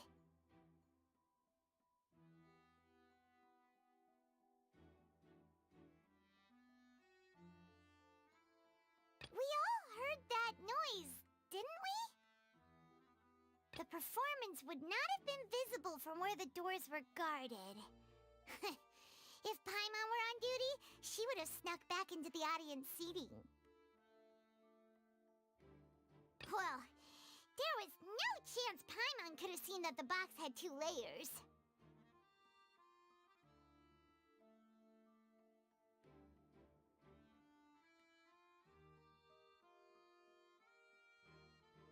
And that's why only the 2 of them can perform this trick.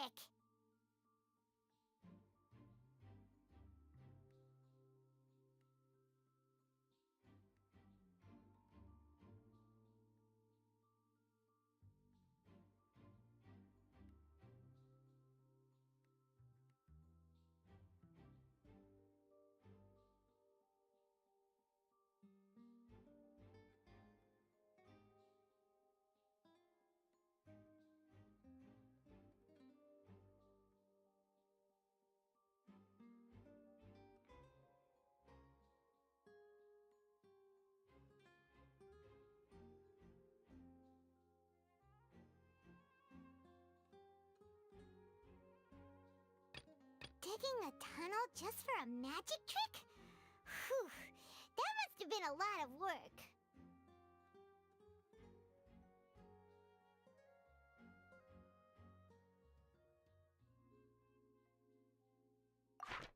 Whoever the murderer was, they must have made preparations well beforehand.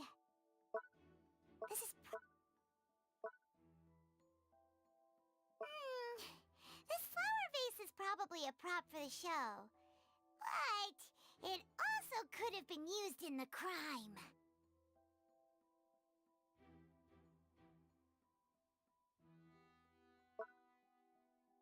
Paimon doesn't get this at all. You think about it for a bit, Traveler. People needed to... This rope was obviously tampered with.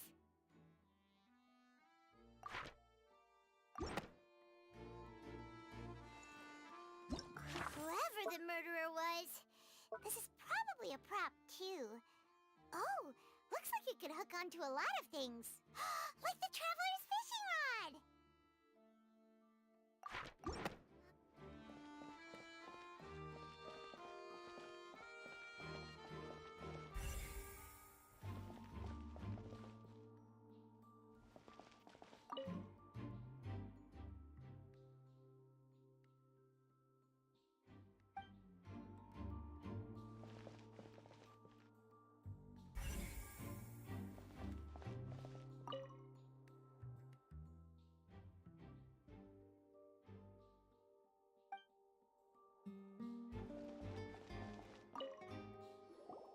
What is this place?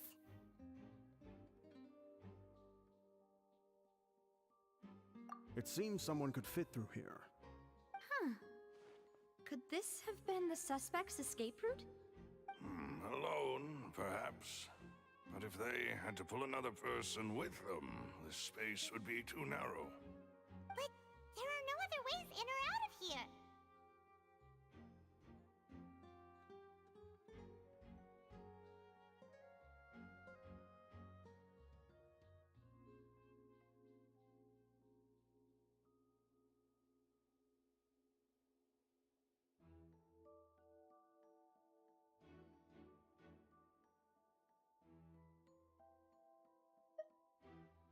Oh, you're right! Let Paimon write that down.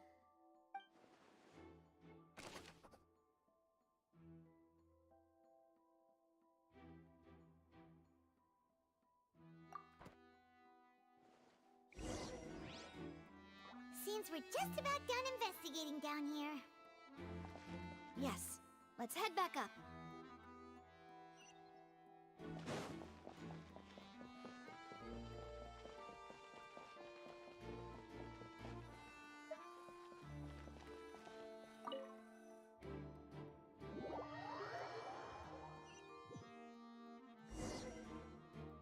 Well, we've ascertained the state of the crime scene. Let's find a place to sort out our findings once Malus returns. Seems to me that there are several things that don't add up here.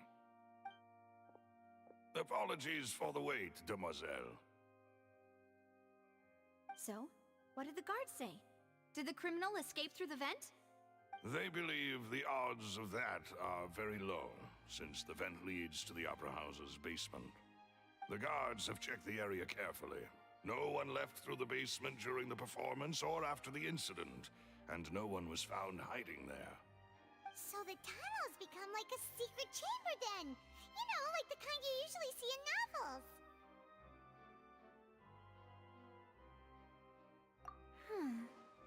The plot thickens. Halsey's disappearance and Cowell's death are both quite inexplicable. No wonder Farina was so confident in her accusation. All the current evidence points toward Linny and Lynette. In other words, the charges are very likely to be upheld unless we make some considerable progress. Charges and then trial. So if the charges are upheld, they'll announce a sentence? That's right. This is how a trial goes in the Opera House. During the proceedings, the Chief Justice and the Oratrice will hear statements from both sides.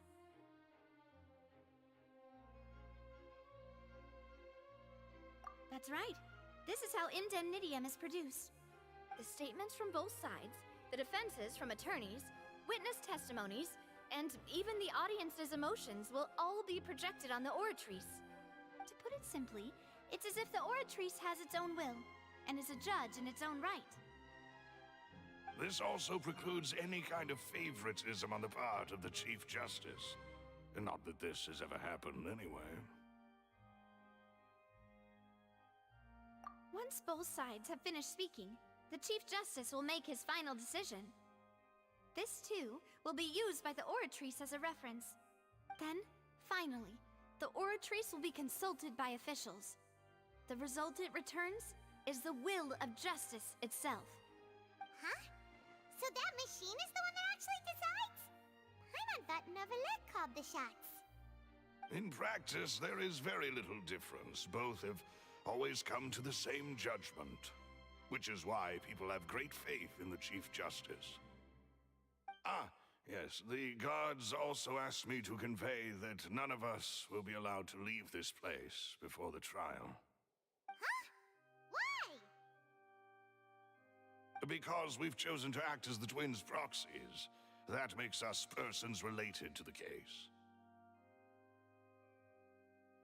They're concerned that we might be colluding with outside parties, or that we might find outside help to disrupt the case. And even if that were not so, it could prove problematic if we happen to spread key information about the case ahead of time.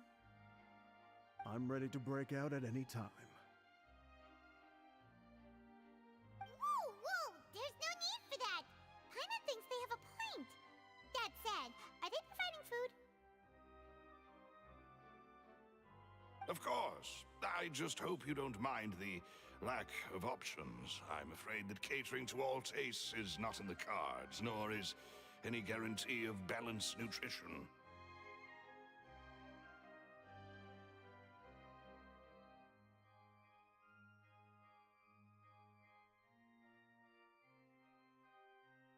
In that case, let's just sort out our findings together here. Pity. I was hoping to take you to try some of Fontaine's famous desserts, too. I mean, what better way to properly think through our findings than over some tea and sweets? Huh. Breaking out suddenly doesn't seem like such a bad idea after all.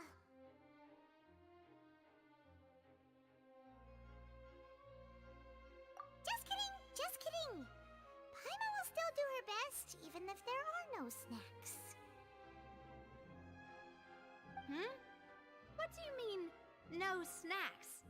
Of course we'll have snacks. If we cannot buy some, then we'll simply make some. Huh?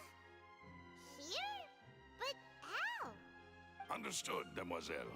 Everyone, please come with me.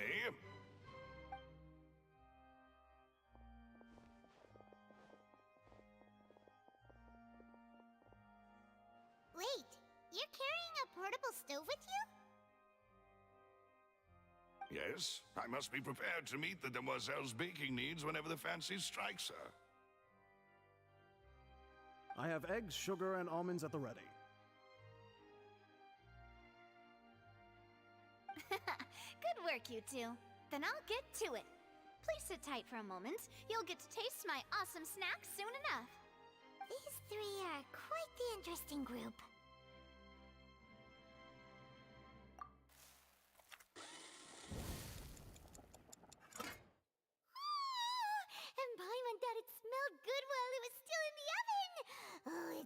better now. Paimon can't stop drooling. From the way you had these two guys carrying all that stuff around, Paimon thought you'd have them do more during the baking process. But you ended up doing the entire thing by yourself.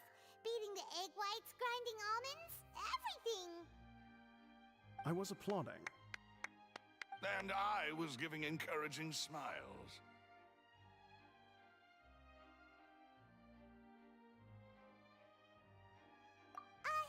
Paimon was just thinking, aren't you worried about getting your fancy dress dirty beating egg whites and baking like this? Well, I don't think it's carved in stone anywhere that fancy ladies can only read books, sip tea, ride horses, and play the piano. I just really enjoy making snacks. Don't underestimate beating egg whites, by the way. It's a real arm workout. You also need to beat them to just the right consistency, or your macarons will crack. Anyway, give these a try, fresh out of the oven. There's 3 for each of us. Only 3? Well, eating too many sweet treats might send all that sugar to your head.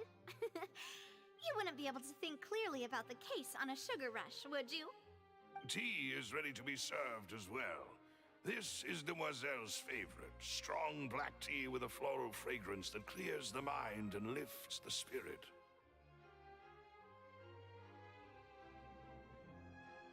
No need for concern. I'm merely doing as I should.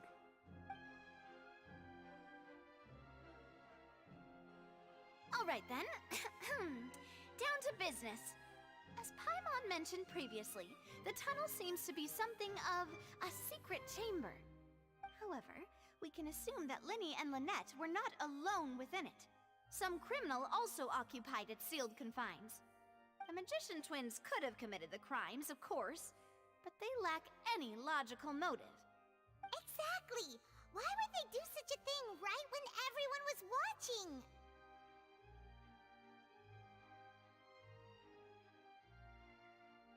The flower vase and the thud we heard during the performance could indicate some altercation between Halsey and the criminal in the tunnel, resulting in the shattering of the vase, the discarding of her clothes, and her abduction.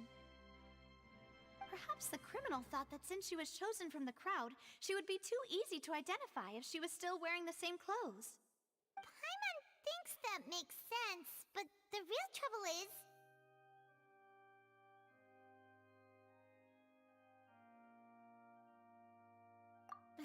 True.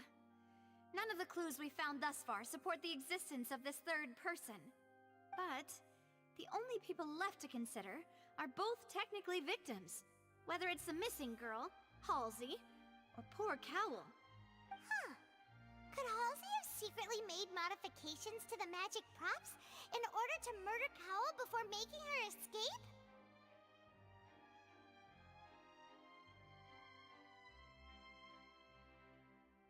That's right.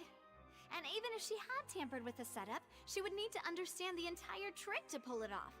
Nor does she have any motive. The guard said that she has never had any dealings with the Magic Troop's members. Were we not thorough enough in our search? From the sound of things, this is turning into an impossible case. Your macarons are amazing though, Navia. They smell great! They're nice and crisp and super sweet! They are my specialty after all. And I see you've already had 5 of them. What? 5? Oh, that can't be right. Paimon only counted 3, honest! Please don't worry about it. At my age, a few less sweets might actually be a good thing. No! Being greedy is one thing, but Paimon knows how to count. Besides, Paimon knows that if she ate too many, then others wouldn't have enough.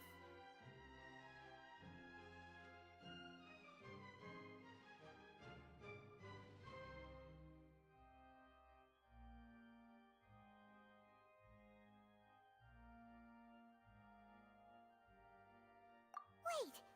Even you don't believe Paimon? How could you? If Paimon ate those 2 extra macarons, then may they turn into stone in her stomach! All right, we get it. Well, I suppose one of us might have gotten too engrossed in our chat and eaten them by mistake. No big deal. Malus, set up the stove again, if you would. Huh? What are you doing?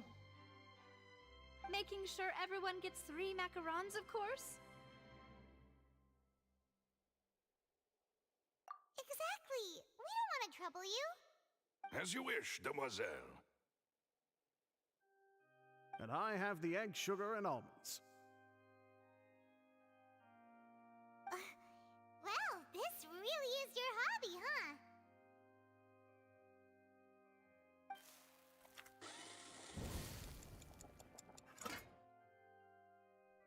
Well, that's it for snack time.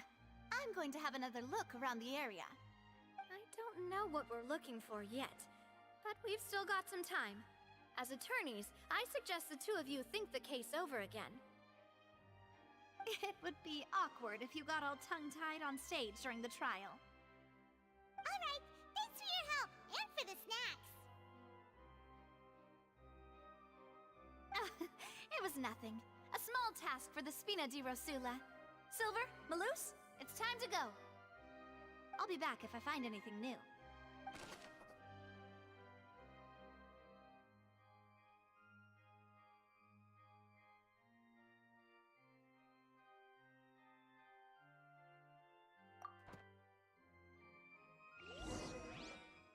All right, it's time to put our heads together. We've got to get our defense ready for the trial. Oh, it's probably gonna be a long and difficult case. There's no point in worrying about that now. We just need to prepare. Here, take Pylon's notes. They should help you review the situation.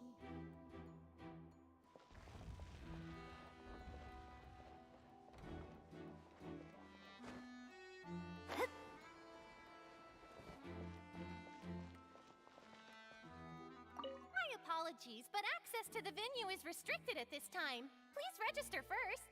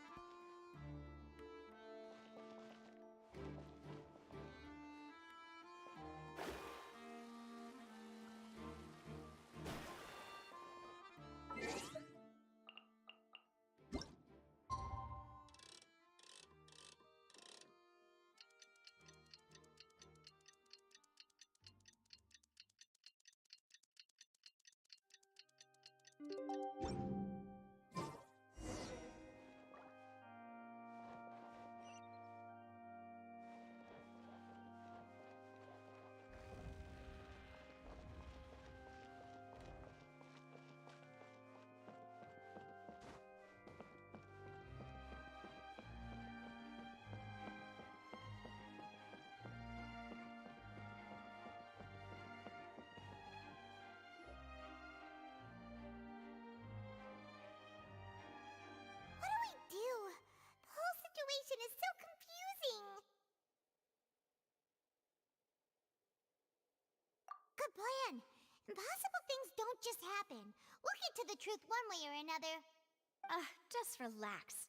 Even if everyone else suspects Lenny and Lynette, at least we will be supporting them from the stands. Besides, I doubt Farina understands any more about what happened than we do. Thanks, Navia. Well, we'll be going then. Best of luck to you.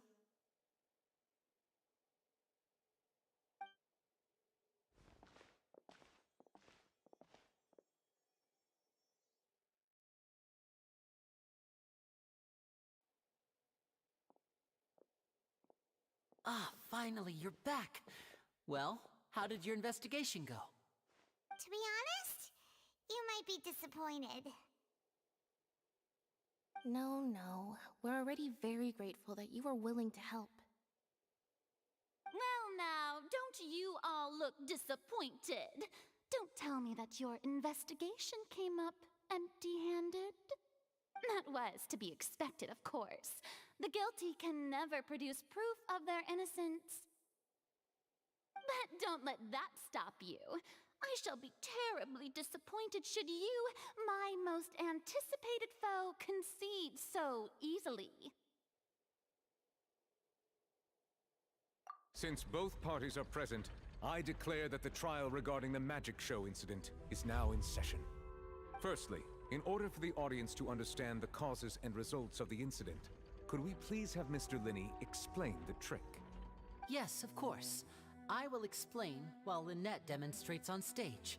All the necessary items have been prepared.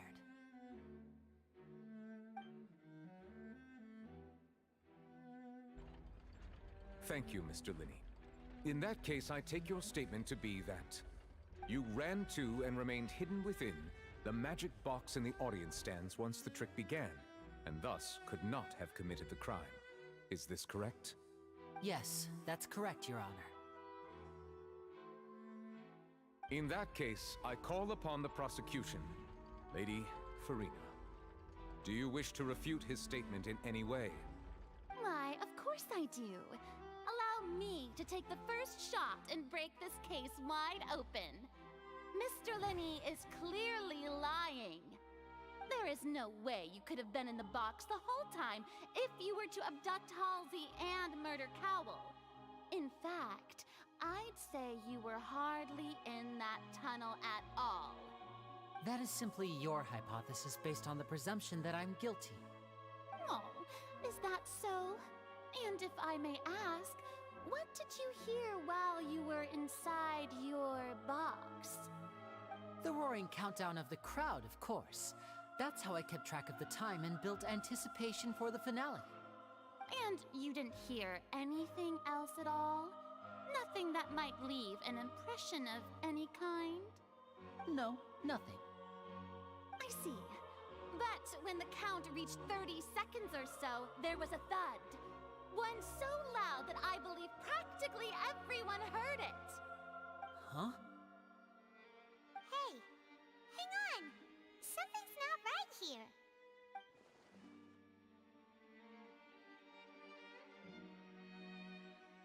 Yeah, I'm sure he could have heard a noise that loud from inside the box. I was right by the box and I definitely heard the thud. Look at those scales. Could those mean...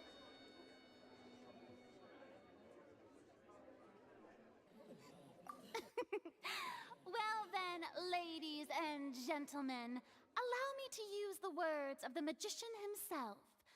You never know what can happen in the blink of an eye. Indeed, it seems his alibi can also collapse in the blink of an eye. Of course, I have armed myself to do far more than smash your alibi. Confidence cannot go unfounded, and my foundations are rock solid. Tell me, aren't you and Lynette actually from the House of the Hearth? The House of the Hearth?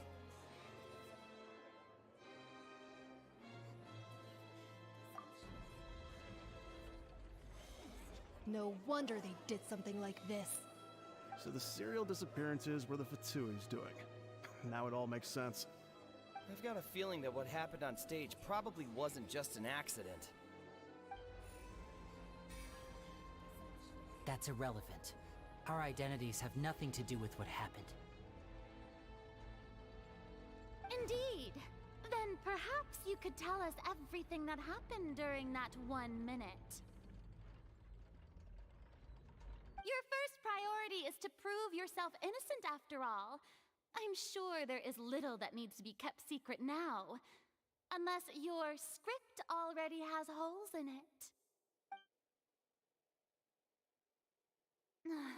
The Outlander is speechless. My, oh my, don't they look flabbergasted? Now comes the infighting and discord, I suppose. This was almost too easy. Good thing I made all those preparations. Seems the all-nighter I pulled last night is really paying off. Hey, Linny! Why didn't you tell us this before?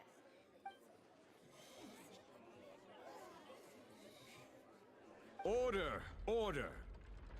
Mr. Linney, allow me to re-establish the facts. Lady Farina has raised 2 points.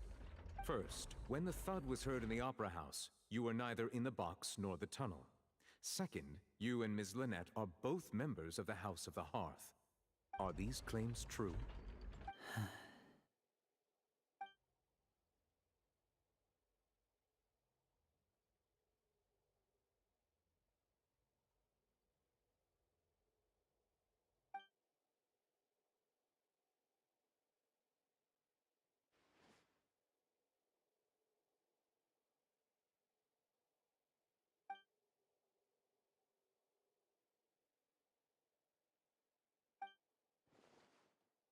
Please answer my question, Mr. Linney. I'm sorry. Yes, they're true, Your Honor.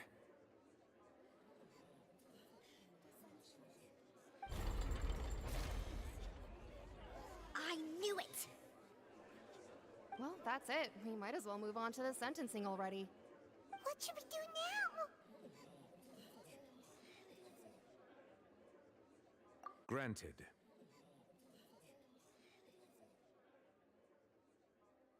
In that case, what is your request? Is that really necessary? They're already as good as guilty. The defendant deceived their own attorneys. What is there left to discuss? Order! Order, I say! Your request is reasonable, and we shall adjourn. This trial will reconvene in 1 hour. So you would stick to Mr. Linney's defense even after knowing what you do now? You certainly have more professionalism than I thought. In that case, my dear audience, let's allow the joy of victory to steep for a little while longer.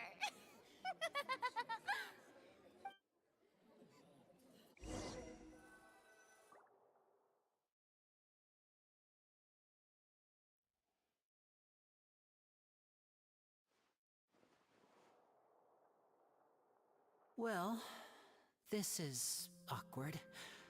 I didn't think the Hydro Archon would dig all that up. I'm sorry, Traveler and Paimon. Yeah, sorry. Paimon doesn't know where to start. We trusted you two. We based our entire reasoning on the assumption that you weren't bad guys. Not to set the wrong tone or anything, but Paimon's really mad! I'm very sorry. I know you're angry, and reasonably so, but please, let me explain. I know you've clashed with the Fatui several times before. I wouldn't be surprised if just hearing the word is enough to make you upset. But our organization is very, very large, and the Harbingers have very different personalities and goals. Right now, we want to save people. As many as we can. That's right. I'm sure we're on the same page when it comes to this nation and the disaster that its people might face. I knew if it weren't for our respective identities, we could become good friends. That's why I didn't wish to flat out lie to you, but chose to hide some details instead. The truth is very important, but being completely transparent about everything would see us spending more effort than we need to. Right. So, you be the judge. Heck, if I were you, I fear that I'd even struggle to trust me at this point. You met a Fatus who works as a magician, a trickster by trade. All by coincidence, too. But still, I'm asking you to trust me. I am no criminal. At least, not in this case. Sorry. Please forgive us. Well, you both say that, but...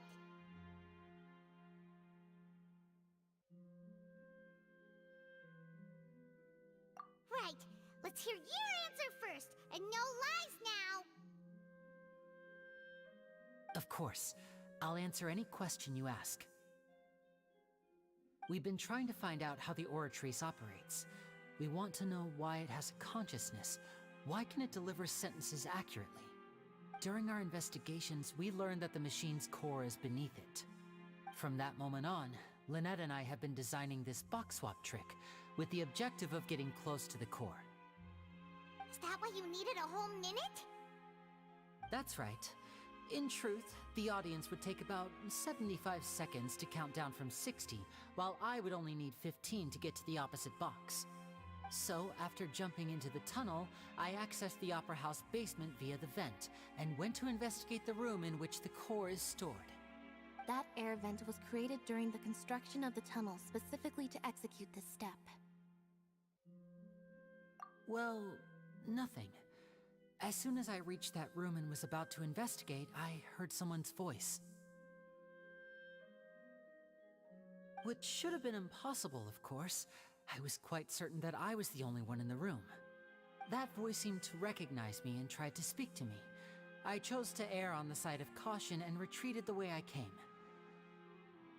On the way back, I saw the broken vase and the clothes on the ground, but the countdown was almost finished, so there wasn't time to give it any thought. After that, the homicide occurred just as you saw.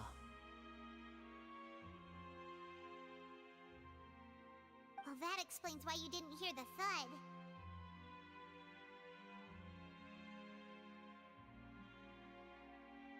Because of that prophecy I told you about, of course. We must know all we can about this nation's secrets in order to deal with that prophesized crisis. That's the only way we can save everyone. So, there you have it. The whole truth. I swear, I didn't hide anything from you this time. It was never my wish to proceed under this cloud of mistrust either. But like I said earlier, you can be the judge. If you want to leave because you don't trust the Fatui, there's nothing I can do to stop you. Well, Traveler, you decide. Paimon will follow your lead however you choose.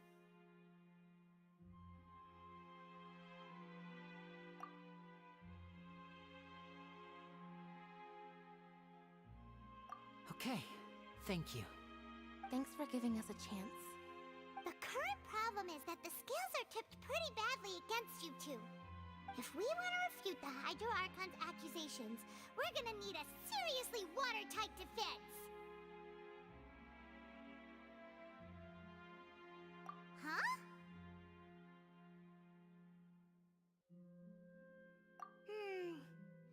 Oh, Paimon thinks she gets what you mean.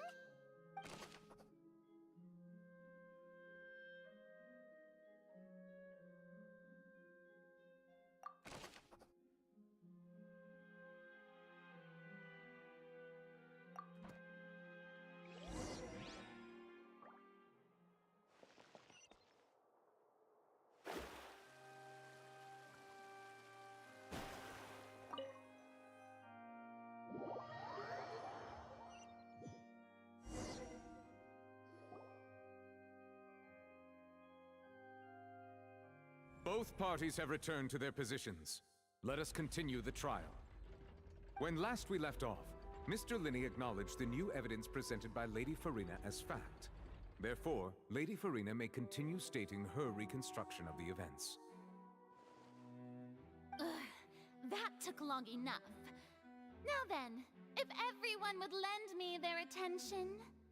At this stage, let's revisit that scene from Linney's perspective.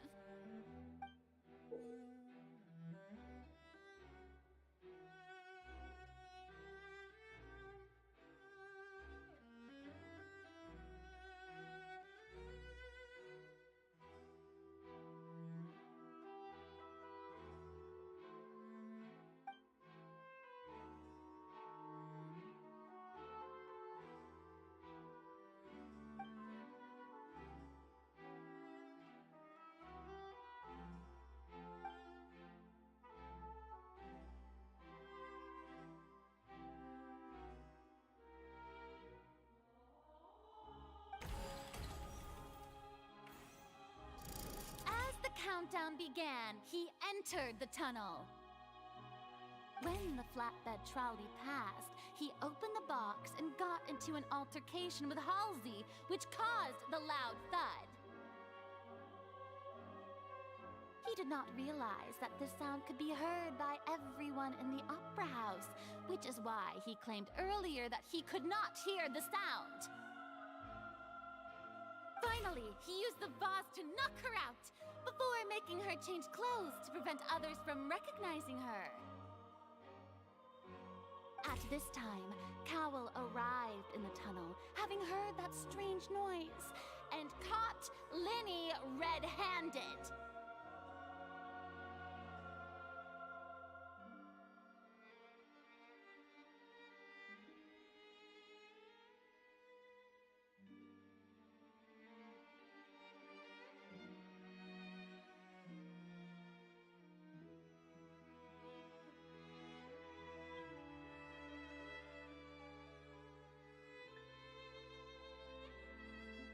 So Linny proceeded to knock him out too before stuffing him into that box.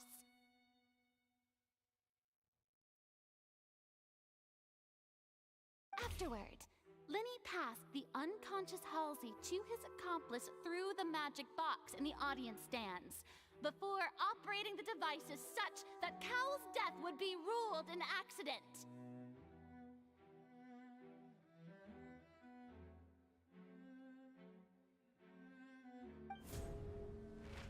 And there you have it.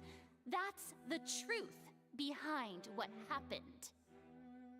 Does the defendant's side have any objections to Lady Farina's description of the events? The key to refuting Lady Farina is the order of events. What Linny experienced and what he saw.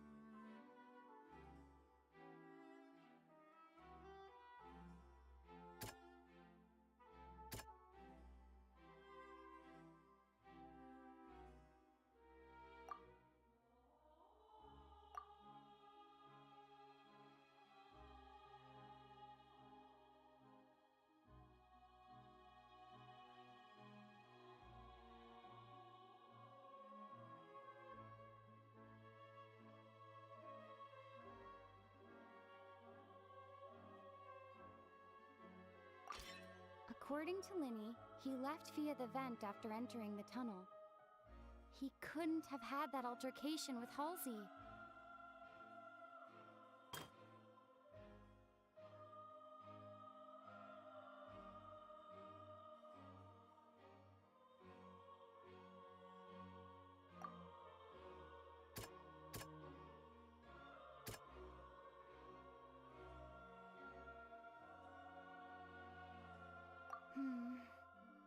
Seems this won't produce a particularly effective rebuttal.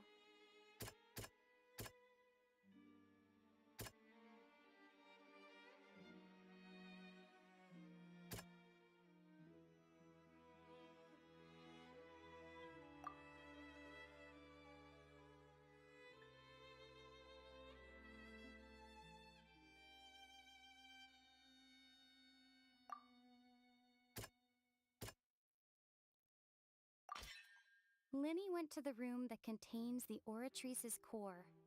This is the actual truth.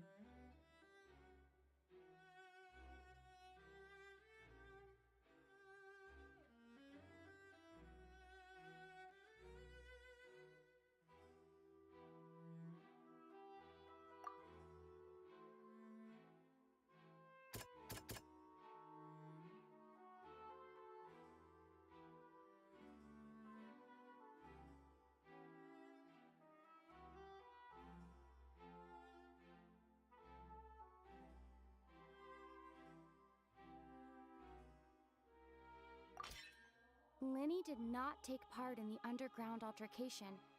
He only witnessed traces of the aftermath. Attention! Ace Detective Paimon has something to say! When the countdown started, Linny did indeed go into the tunnel.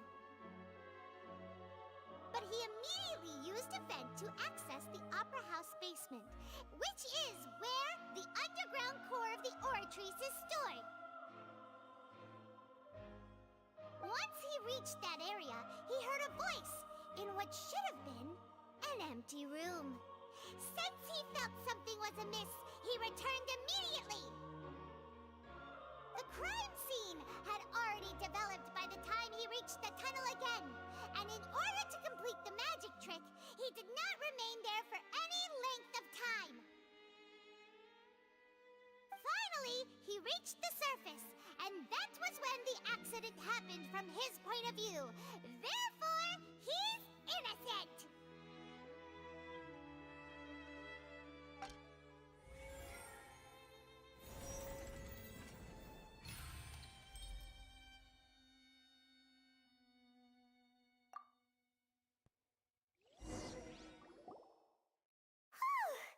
Paimon did it! Paimon actually managed to say all that! Wasn't it awesome? In other words, you believe that he knew nothing of the incident? That's right!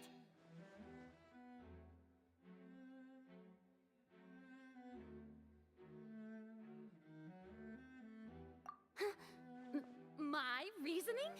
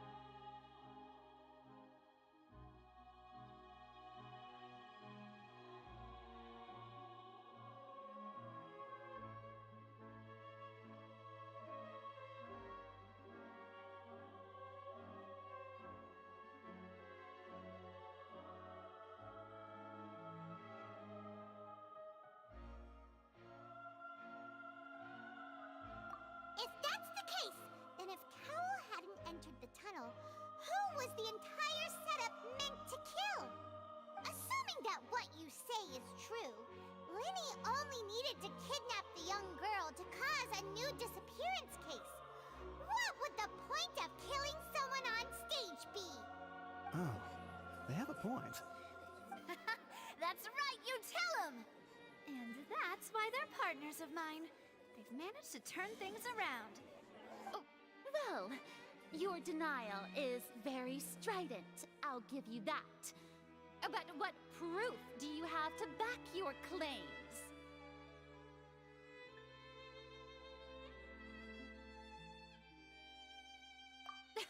Of course I do. If he had been in the magic box the whole time, how could he have not heard that sound? Why do you ask? You're saying that he wasn't.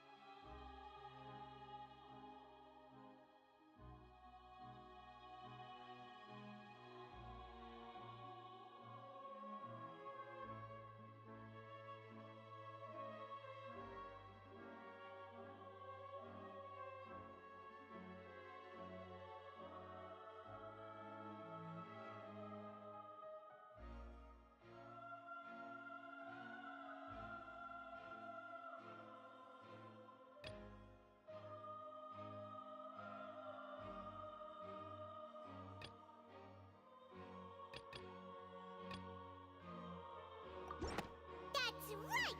Lenny wasn't in the box or in the tunnel. That's why he didn't hear anything strange during the performance. This means that when the crime happened, Lenny had already entered the basement via the vent. The same clue you used to disprove his alibi has now become the best proof! How do you like that? Well played. To think you'd use such logic. Well then, if it wasn't Lenny who committed the crimes, then who was it?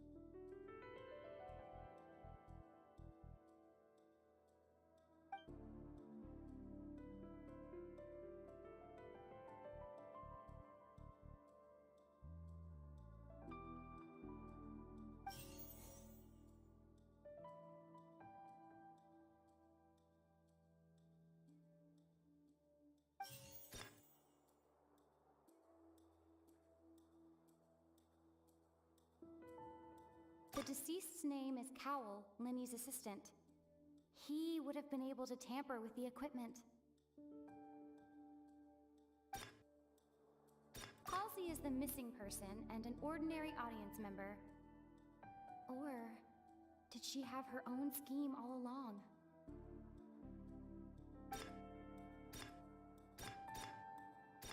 Could there have been a third person involved? Is that really a possibility?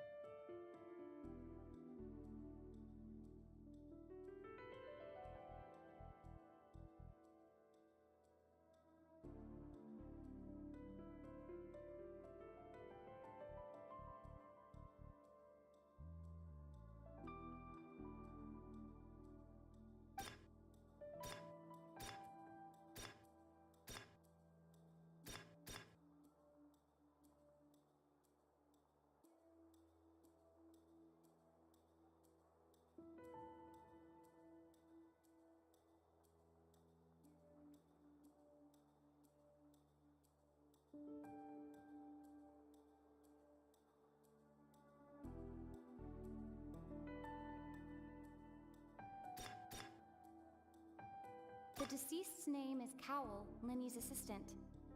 He would have been able to tamper with the equipment.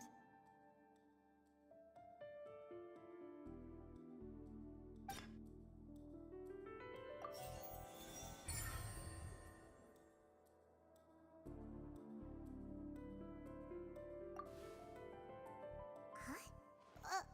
That can't be right. Are you serious? The killer was, in fact, Cowell, the deceased! Oh, is that so? How interesting! Let's hear your reasoning then. What I must do next is recreate the truth. What Cowell did, and how he went from would-be perpetrator to victim.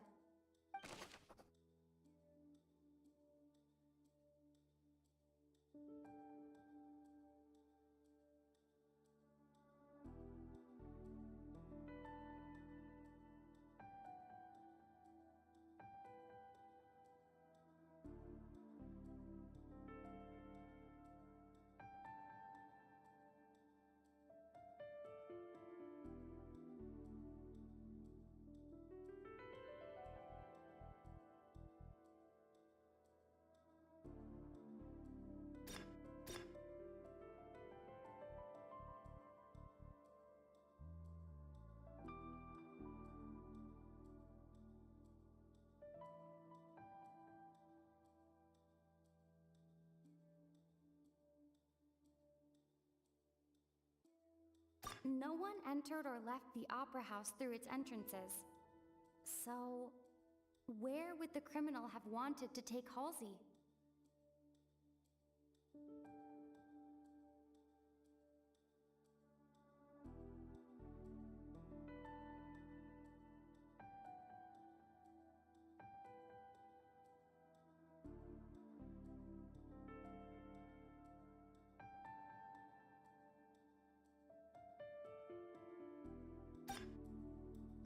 The deceased's name is Cowell, Linny's assistant. He would have been able to tamper with the equipment.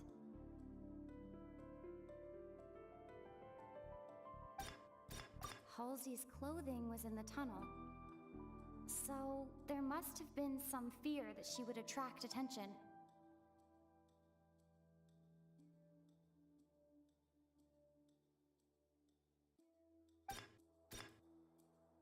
The sound we heard may have come from a clash between the missing Halsey and the criminal.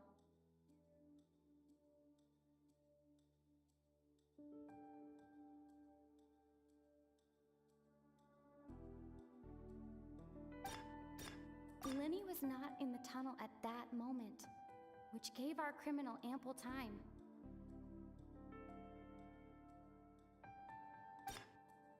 It would have been tough for both people to fit into that vent. They would likely have bumped into Lenny as well.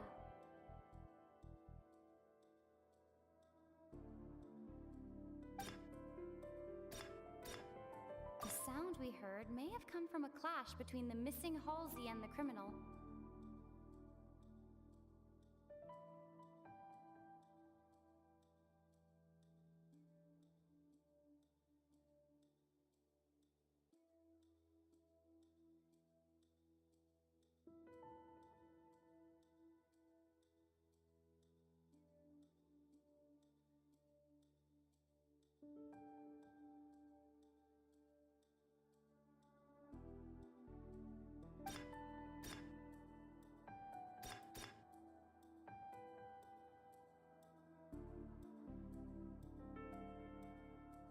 Lenny was not in the tunnel at that moment, which gave our criminal ample time.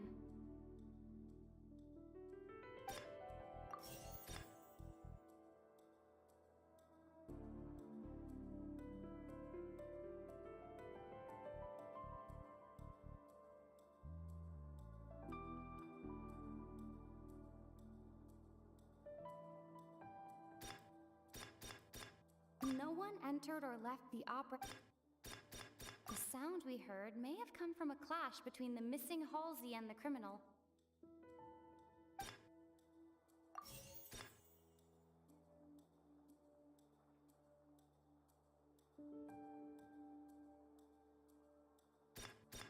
The deceased's name is Cowell, Lenny's assistant.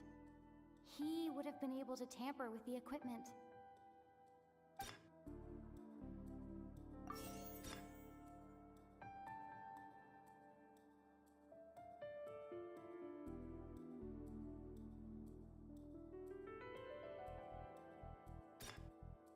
Halsey's clothing was in the tunnel, so there must have been some fear that she would attract attention.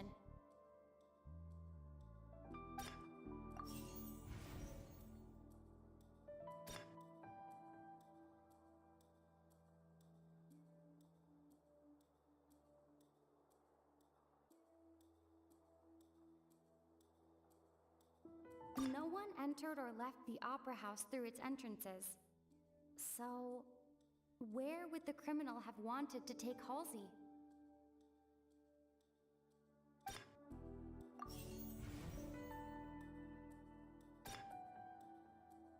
It would have been tough for both people to fit into that vent. They would likely have bumped into Lenny as well.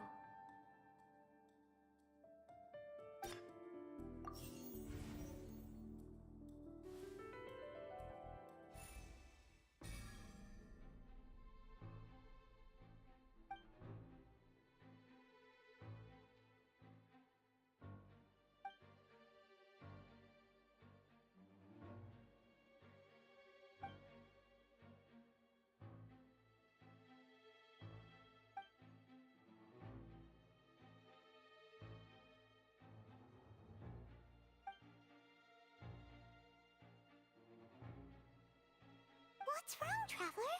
Are you still having trouble figuring things out?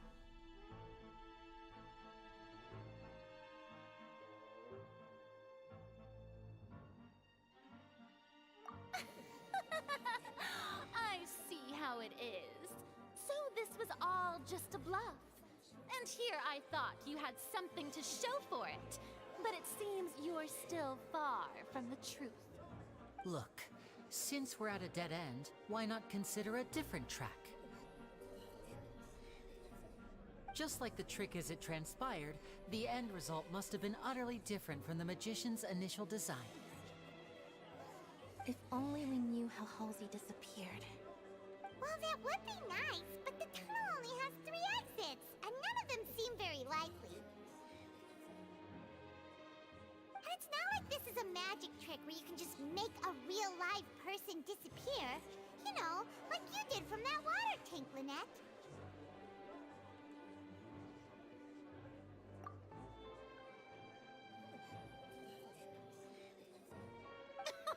Excuse my interruption, dear opponents, but do you not see that the crowd is growing impatient? There is no greater sin in this opera house than an awkward delay in the performance.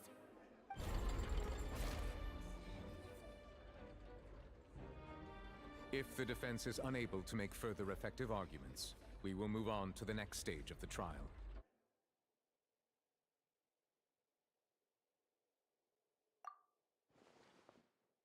Lenny was not in the tunnel at that moment, which gave our criminal ample time.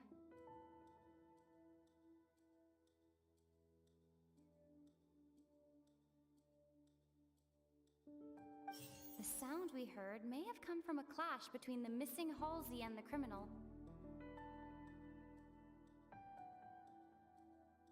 The deceased's name is Cowell, Lenny's assistant.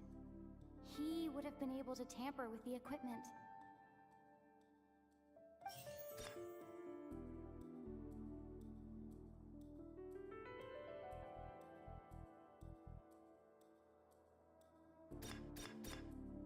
The vase was not broken by chance.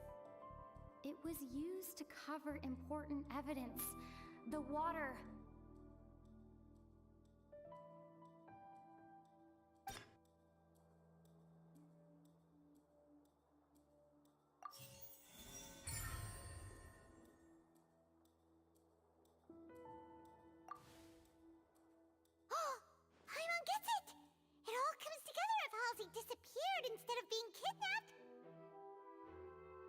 Lynette escaped from the water tank, vanishing gradually and leaving only clothes behind. If there's a similar method where a person could be transformed into water... Oh, just a moment, please. I do hope you know how preposterous you sound at the moment. How could a person ever be transformed into water? This is reality we're talking about here, not some magic trick. Must we really? I should think that of anyone. Your friend Linny already knows this truth very well. Magic tricks are ultimately just illusions and misdirection. But Halsey's disappearance is very real. We're talking about two completely different things. Even so, I trust the Traveler's judgment. The truth must be out there somewhere. Perhaps some new line of reasoning may open if we try to gather all the focal points that don't make sense. Since Cal was the deceased, we haven't placed much attention on him. But given that we aren't making much progress with the case, it wouldn't hurt to have a look at his belongings, would it? People really do come up with all sorts of harebrained schemes when at the end of their rope. The way I see it, your suggestion that we broaden the scope of our investigation is nothing but a tactic for stalling the trial. Nevertheless, I believe that this is a reasonable request on the part of an attorney. Since the trial does indeed appear to be at an impasse, I believe that additional evidence may help us make more progress. Guards, please step into the lounge and examine the personal effects of the deceased, Cowell.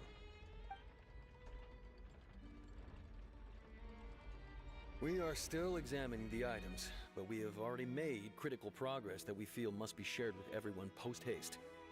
We discovered several test tubes of fluid within Cowell's baggage, each labeled separately. The notebook in his backpack claims that these fluids are... water from the primordial sea. The primordial sea?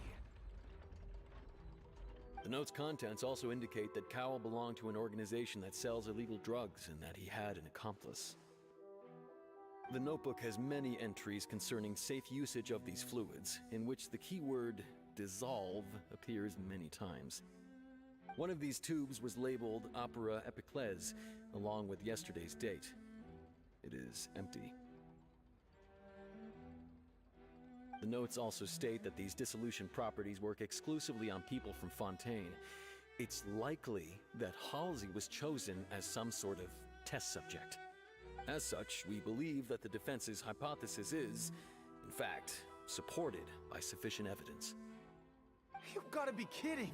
People dissolving into water? Could something so ridiculous actually be true? Wait a moment. This reminds me of a certain prophecy, but it's just a coincidence, isn't it? Huh. If people can become water, does that mean that the water tank's real use was as a means to hide water stains? And if Cowell was targeting that girl... Wait just a minute. Could that mean... You two, with me, quick! Demoiselle, wait! What about your partners? Let's go. Just trust me. Order! Order! It is undeniable that further examination of the deceased's personal effects has yielded some surprising results, but we cannot yet verify the veracity of these clues. Still, let us assume that these clues are indeed authentic, albeit with the understanding that Ms. Halsey has yet to be found. Guards, please continue examining the items along these lines.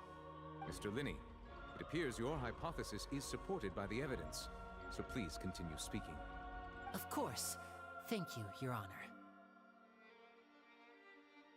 If we uphold this hypothesis, I believe that many of this case's seemingly unrelated clues can be connected together.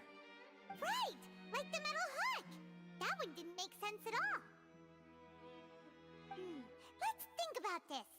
Cowell's methods must have something to do with that water from the primordial sea.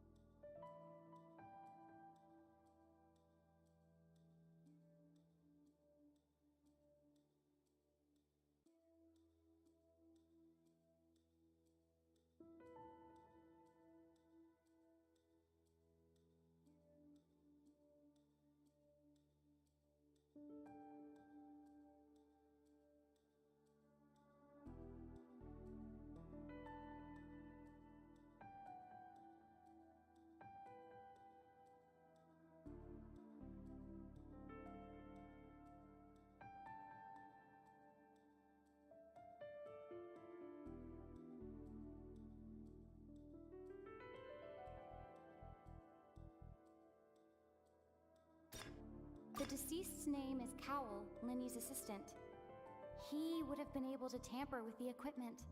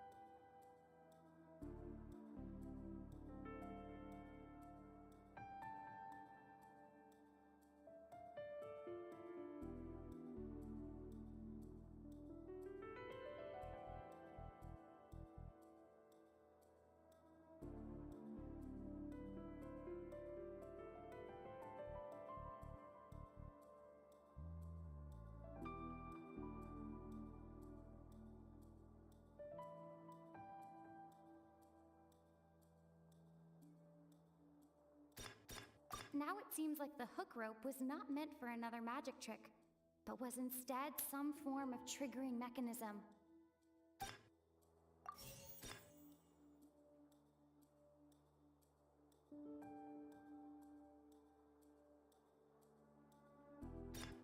The water from the primordial sea should already have been prepped before Halsey entered the magic box.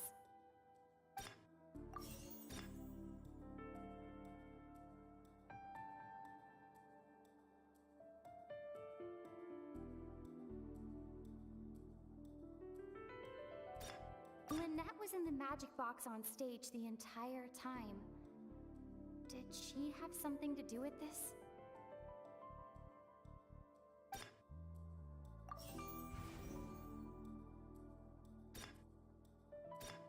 I remember there was something else within the inner layer of that box.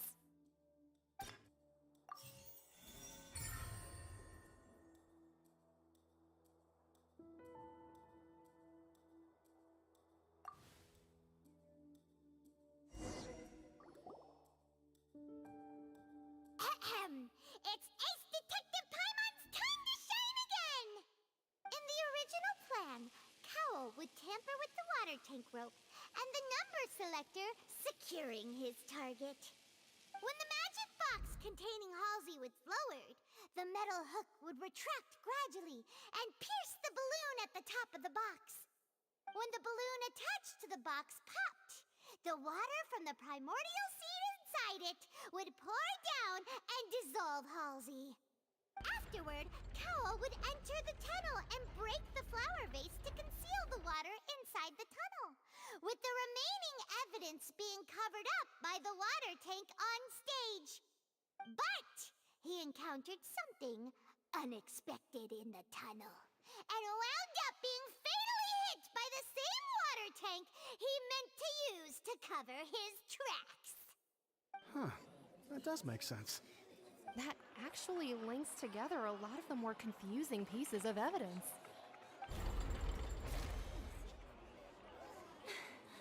Oh dear, what do I do? Even I think they sound convincing now. Have I falsely accused an innocent person? What a humiliation. Now, it seems like the only point of contention remaining is the exact circumstances that led to Cal's death. His notes mentioned he had an accomplice who could be related to the situation. On that note, the guards have just contacted me indicating that they uncovered new evidence. I shall now invite him on stage to share it with us. Thank you, Your Honor. We were just inspecting the luggage of the other people involved in this case. And we found an identical sample of the water from the primordial sea among Linny's personal effects. What? That can't be. Oh, I see. Well, how wonderfully comedic to have your own counterattack only to come back and wound you. Does this not clear all doubt? My dear citizens, my loyal audience, allow me to present my reasoning and bring this performance to a swift close. Linny did not need to take part in the dissolution of the young woman at all. Indeed, he did leave the scene via the vent. Having made modifications to the props beforehand, his accomplice Cowl then caused Halsey to vanish using the water from the primordial sea. But upon his return, in cruel avarice, Linny desired sole credit and prepared to do away with his partner in crime. Ultimately, he knocked Cowl out, and the tool meant to cover the crime up also became a murder weapon.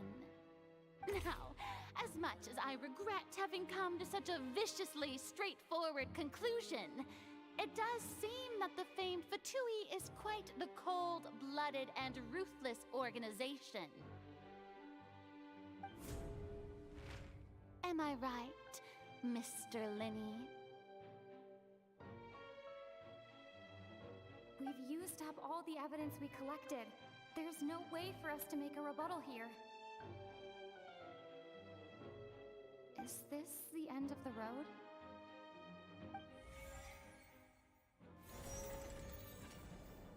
Oh no! Paimon can't think of anything either. It doesn't look like there's any way around this. Seems using the water as new evidence was too good a move. Why did this have to happen now? I think we've all seen enough now, and we have ample witnesses to my flawless reasoning. I believe this is indeed the finale.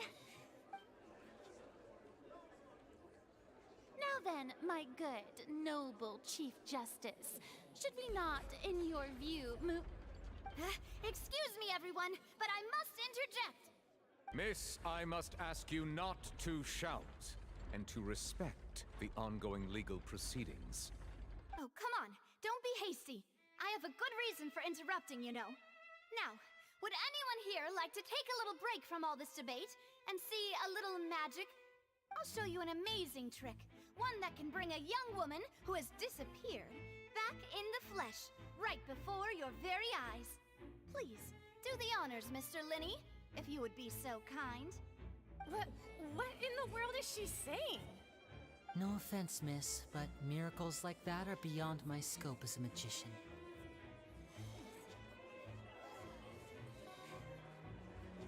Come on now, don't be silly. Magic is all about misdirection, isn't it?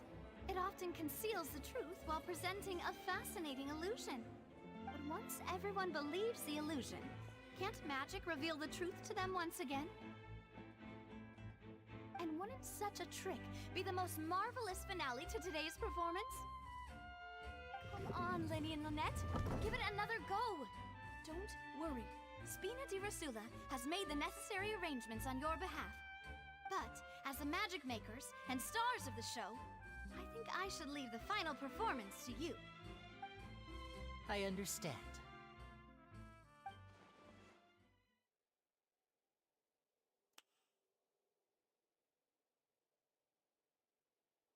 And voila!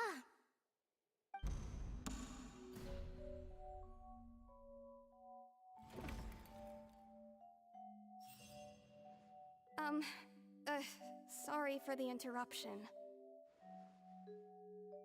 Wait, isn't that Halsey? So the whole thing about people dissolving wasn't true after all? To be clear, I'm only here because this person told me that if I testified, the merit of doing so would lessen my sentence. I was hiding outside this room listening to the proceedings because I was afraid that I would be the one put on trial. I was just feeling happy that no one had noticed me, and then before I knew it, she caught me. That'll teach you to underestimate us three. Where should I begin? I'm sorry. I'm the one who killed Cowell. I admit it. What? Why? Firstly, my name isn't Halsey. It's Lillian, and I'm originally from Mondstadt. I heard that Linny's show was gonna be a real thriller, but I missed the chance to buy a ticket, so I stole one. That's how I make a living. I steal stuff here and there, and I'd never been caught before. But I was noticed at the harbor a few days ago, and I barely got away. Linny was the one who caught me in the act. Hey, no wonder you look familiar. So you were the thief! Liddy even mentioned that you were pretty skilled. Well, and I thought that would have been the end of it, but then the number selector chose me. He even mentioned the Fortress of Meripede. That's a prison, isn't it? So you can imagine how shocked I was.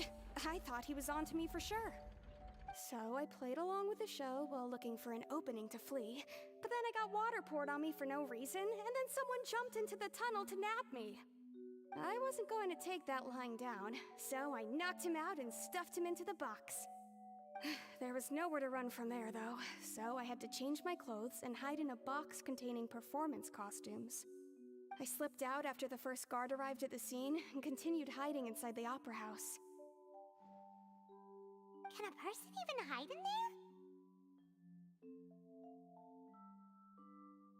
But I swear, I didn't know that the water tank would fall down.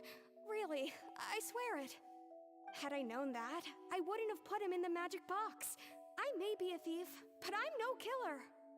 Well, that makes everything pretty clear now, doesn't it?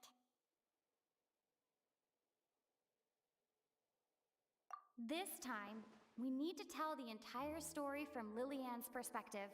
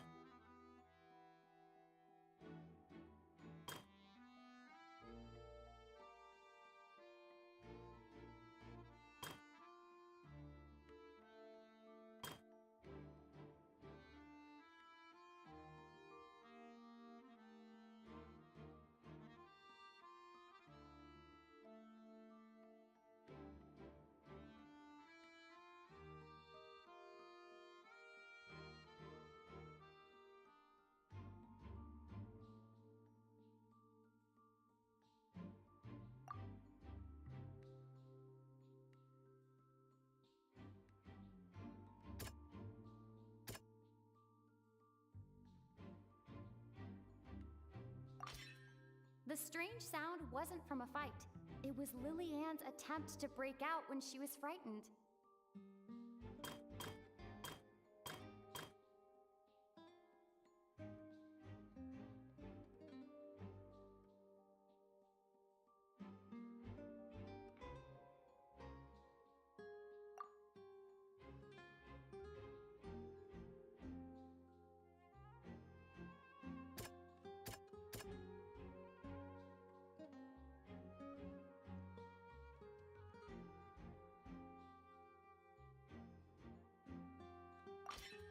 The flower vase was not broken to cover anything up, but was smashed during the struggle between Lillian and Cowell.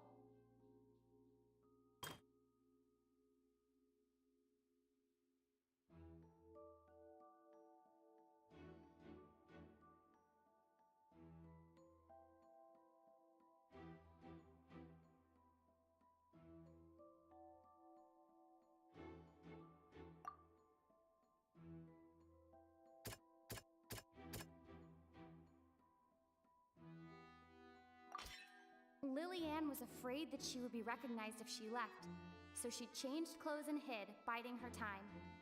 Just what one might expect of an experienced thief. And it's Ace Detective Paimon time! Having been selected out of the blue, Lillian panicked. Her panic only intensified after she entered the tunnel and had water poured on her head.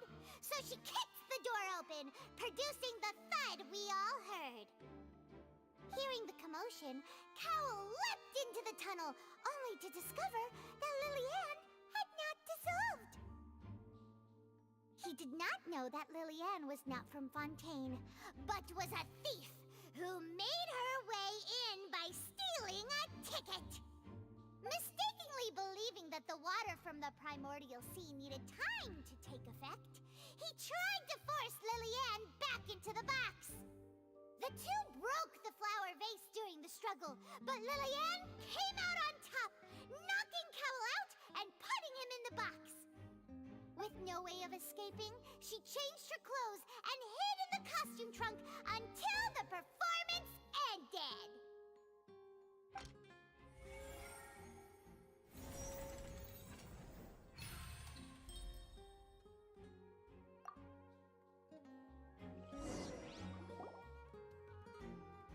She knew that she would have to go through guard inspection if she tried to leave afterward. So, she has been trapped in the Opera House these last 2 days. She had already become desperately hungry by the time we were chatting over macarons. So, she swiped 2 of them right under our noses. Talk about a sneaky thief. At this point, all the events that happened in the tunnel have now come to light.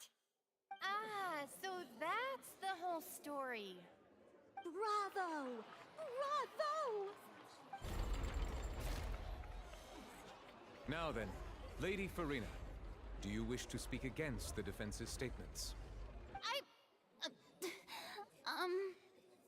Please answer the question, Lady Farina. Also, if I may add, the trial has not yet ended. As such, I request that the prosecution not leave the room before the proceedings have concluded. What? Are you reading my mind now? No. I have no further arguments. I admit defeat. But really, could you at least have left me with some dignity? Wow! Look at that! She's like a deflated balloon now! If there are no objections, then as the Chief Justice of Fontaine, I shall once again repeat the full sequence of events. The actual perpetrator of the serial disappearances, Cowell, selected his next victim from the audience reservation list. With some modifications to the selector, he could ensure that the pre-selected young woman would be chosen. To cover up any evidence while committing the deed, Cowell thought of allowing the water tank to fall, which would conceal the water left behind after the young woman was dissolved. He also tampered with the rope suspending the water tank, using the fireworks at the end of the performance to cause the tank to drop and hide the watermarks. He poured the water from the primordial sea into a balloon during the preparation of the magic box, and stuck it to the box's lid. Finally, he passed the prepared hook on a rope through the gap in the magic box's door when bringing the young woman to said box. When the magic trick officially began, the box containing the woman was lowered into the tunnel, tightening the hook rope and bursting the balloon containing the water. If all had gone to plan, the young woman would be dissolved at this time. However, Lillian was not from Fontaine, and thus fled the box with a loud noise. Realizing that there was trouble, Cowell entered the tunnel and met Lillian. Thinking that the waters had not yet taken effect, he decided to proceed. However, his opponent was more capable than he thought, and he was overcome, knocked unconscious, and placed into the magic box, and thus became his own final victim. Lillian, according to her own statements, then changed clothes and hid until the performance ended, before hiding in other parts of the opera house. As for Linny, he was in the underground structures within the opera house, and was thus ignorant of these happenings. From this reconstruction of events, we can conclude that Linny, the accused, is in fact innocent. While there is much in Linny and Lillian's conduct that should still be investigated separately, this case, at least, can be handed over to the Oratrice to make the final decision.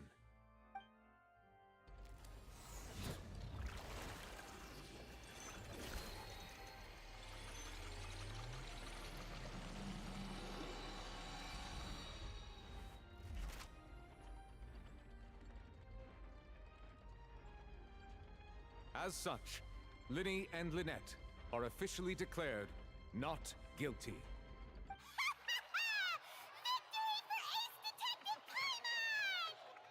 Great work, partners.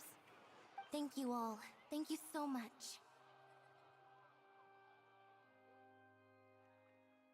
Next, I think we deserve an explanation, Guard Vaughn.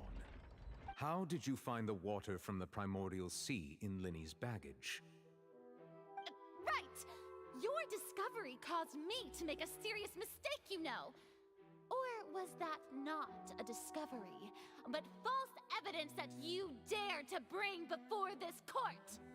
I suspect that the accomplice mentioned in Cowell's notes was not Linny, but you, yes?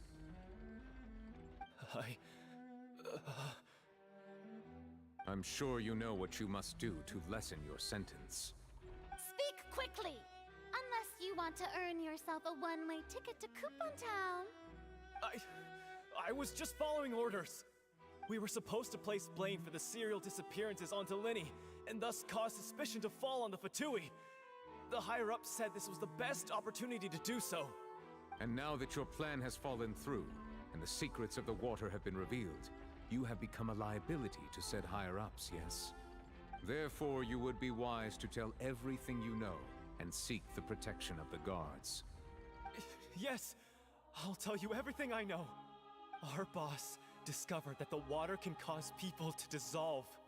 It can also be made into a potion, which, when extremely diluted, can cause people to experience unforgettable exhilaration. We've been in this business for a while now, and have made decent more off it. The disappearances were also the boss's idea. I mean, this is the boss we're talking about. The...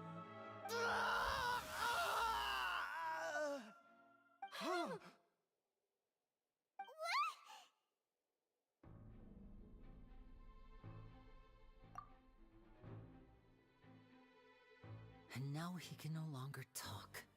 Such ruthlessness. I shouldn't have expected any less of them. An outrageous act. All present, please submit to inspection immediately.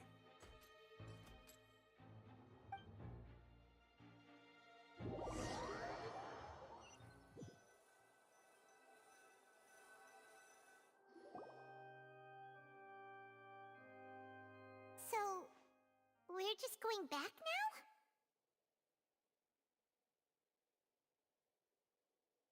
That's true, but... Traveler, Paimon! Please wait.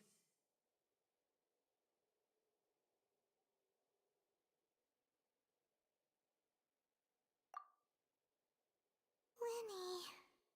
I know you may not want to speak to me right now. Maybe you don't even want to look at me. But still, let me thank you again for defending me to the end, even after you learned that I'm a member of the Fatui.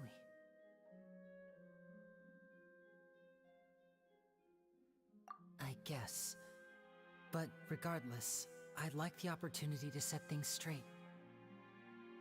I didn't approach you with any ulterior motives or ill intent. I've spoken to you as myself, just plain Linny this entire time. As for why I'm a Fatus, it's because the goals of the House of the Hearth align with those of an orphan like me. That's all. That was how Father, who you might know as the Knave, approached recruiting us back then too. The Knave? The one who controls the House of the Hearth? She's your father? That's right.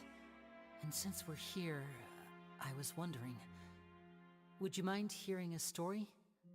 It's about my past. Back when our parents first died, Lynette and I were left wandering the streets. To survive, I took to surreptitiously observing an older street performer who did magic. It took me several days to figure out how he pulled off his amazing tricks. I took my sister through several streets until we found a crowded corner, and we began to perform magic tricks there. To my surprise, we proved to be pretty popular, and we could at least stop worrying about where our next meal would come from for a time. But I didn't want my sister to remain a street rat together with me forever.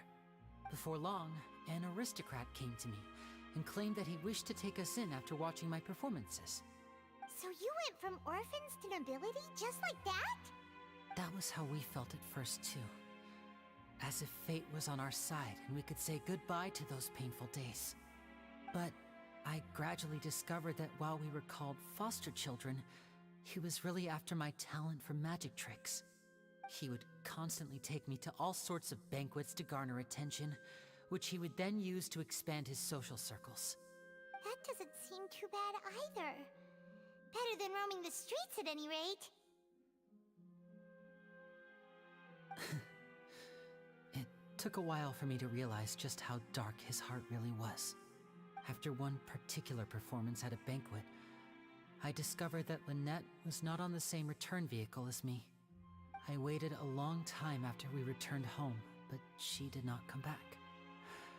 I went to that noble's bedroom and asked him about her whereabouts.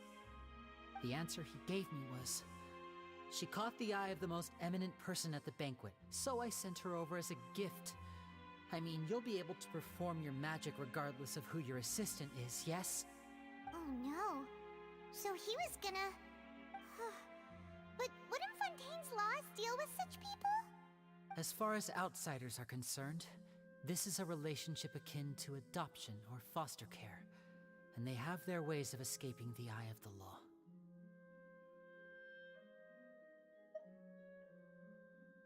I I managed to ferret out the location of the mansion of that so-called eminent person and hurried through the night. But by the time I leaped over the walls, avoided the guards, and made my way in, all I saw was the moonlit ground covered in blood, and the knave standing there in the darkness. So, she'd already taken care of that guy. That's right. She had rescued my sister before she could come to any harm, and had even discovered several girls hidden in a basement, all of them orphans. Father, I mean, the knave, might have seen something in me, and so she made me an offer. The House of the Hearth welcomes you, for your interests align with ours. Here, none will ever betray you. Indeed, betrayal shall never be permitted here. I was hesitant to trust her. I mean, I had just been betrayed by nobles. But she was also quick to destroy the noble who had taken us in at first, giving us back our freedom.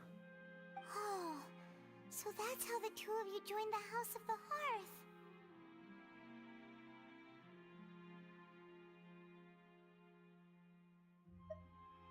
She has her own plans. She has gained permission from the Tsaritsa to first use the Gnosis' power once she obtains it. She plans to use it to find a way to break the prophecy and save Fontaine. So, she believes in that prophecy too? That's right. The whole House of the Hearth is currently working to combat that crisis. Today's case has also proven that people from Fontaine can indeed dissolve into some sort of water, thus further supporting the prophecy. All of us house members here, Lady Arlecchino herself included, are from Fontaine.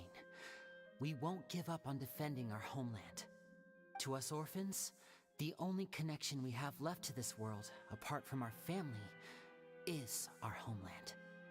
So, from small deeds like distributing magic pockets to huge schemes like stealing a Gnosis, everything is aimed at dealing with that prophecy.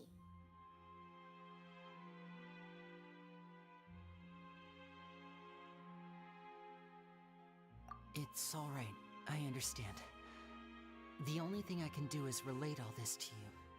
I just hope you can understand that even as a member of the House, I have never stopped making my own decisions, and that I believe what I'm doing is right. If you should need anything at all in the future, feel free to find me. I will do my best to help you, as plain Linny.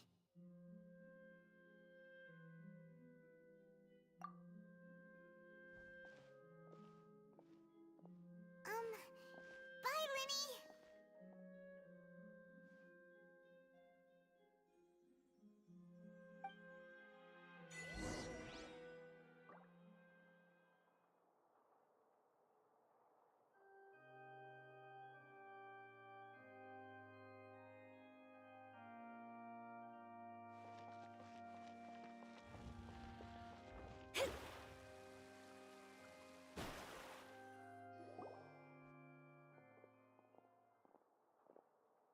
Hey there.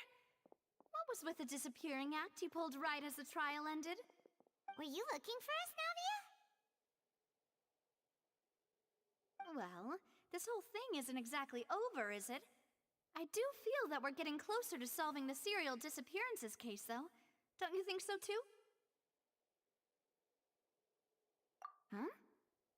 What's wrong, my dear partner?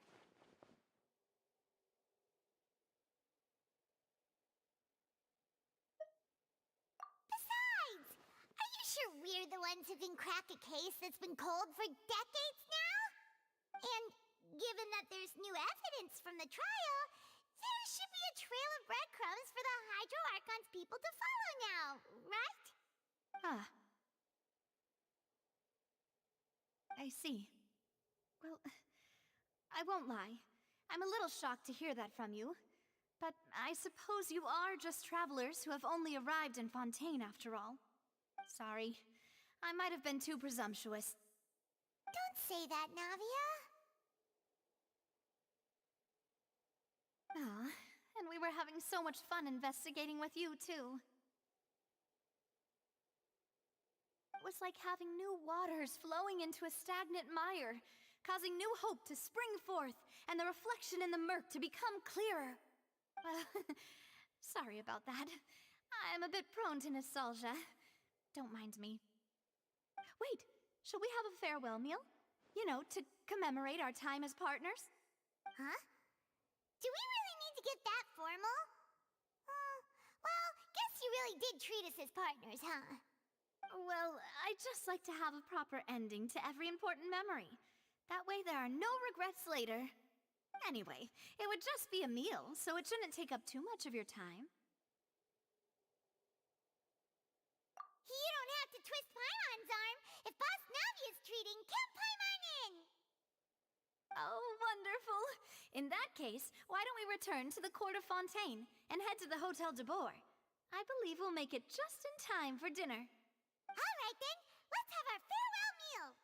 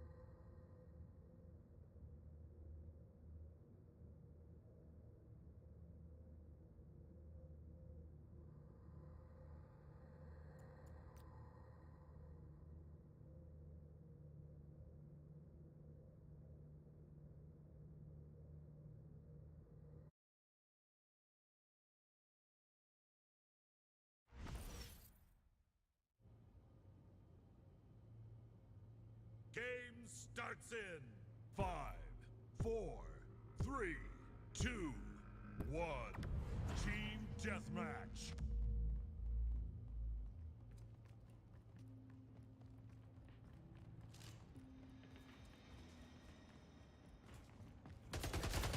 First blood. Gain the lead.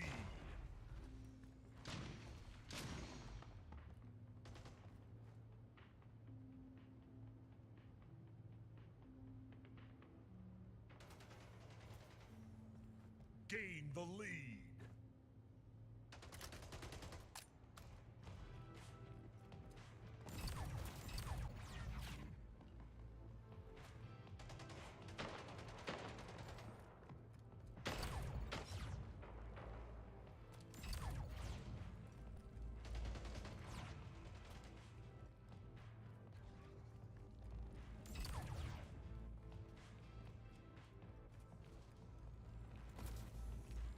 Gain the lead. 5 minutes remaining.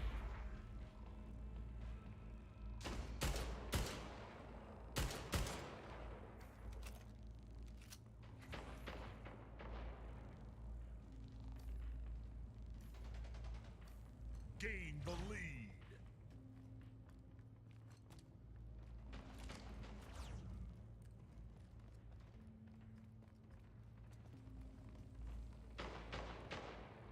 Gain the lead.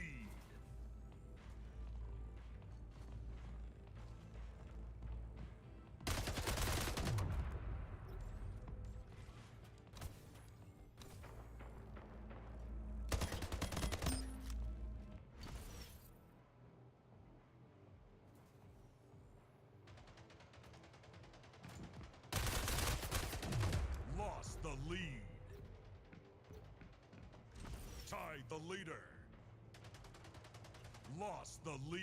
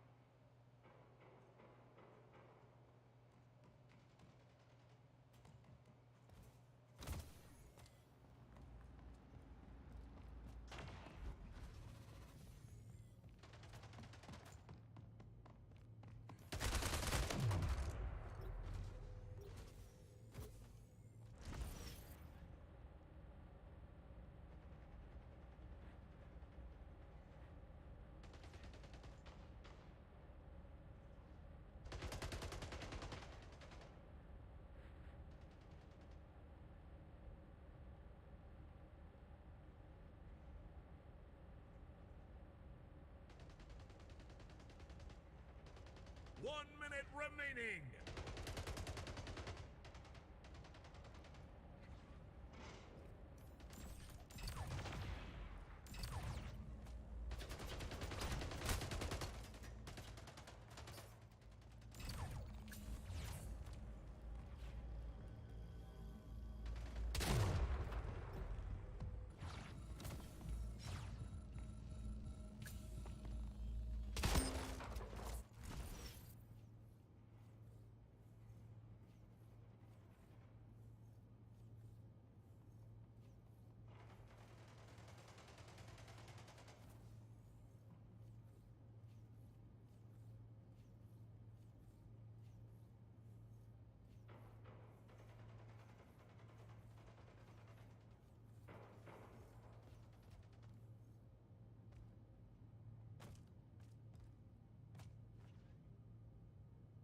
Game over.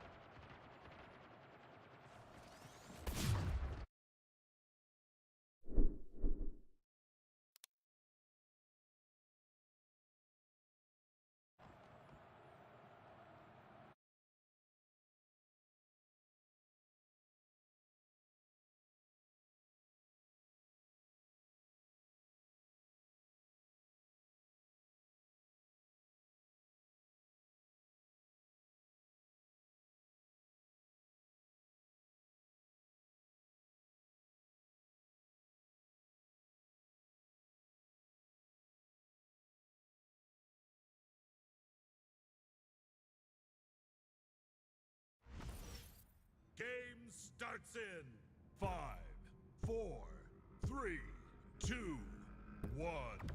Team Deathmatch.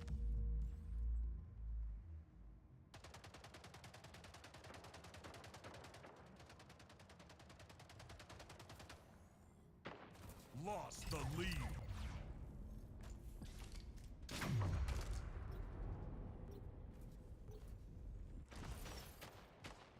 Tied the leader. Gained the lead.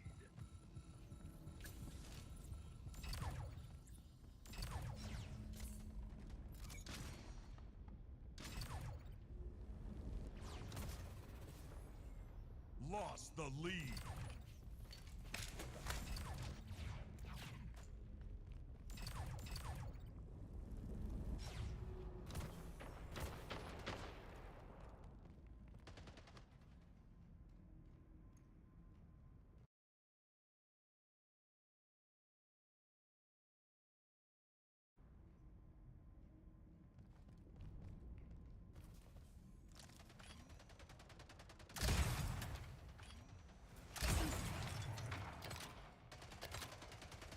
Tied the leader.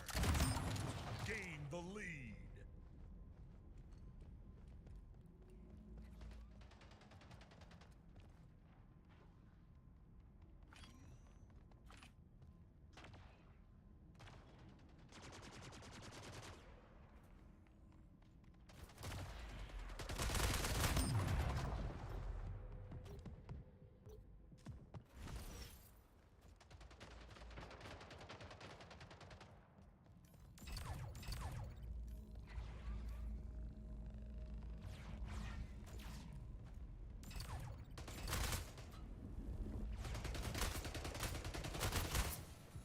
Gained the lead.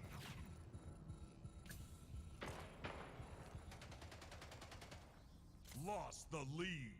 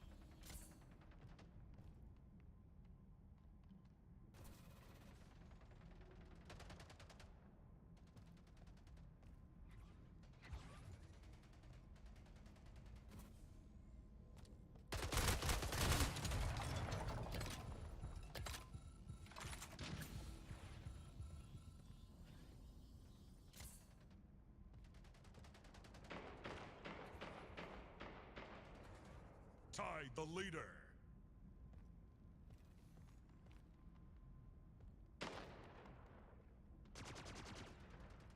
Lost the lead.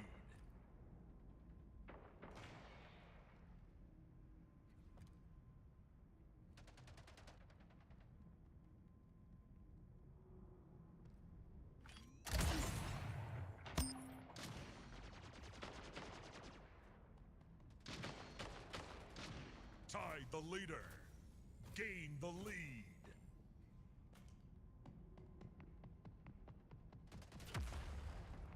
Gained the lead.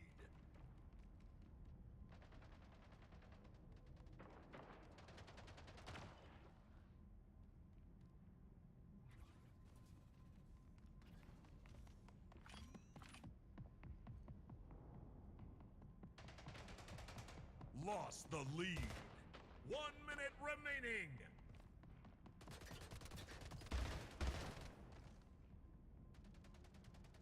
Tied the leader.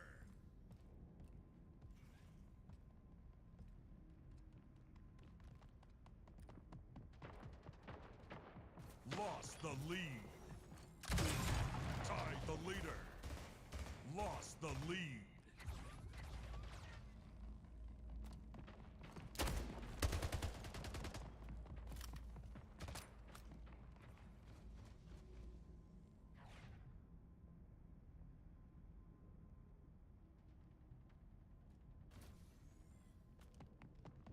Game over.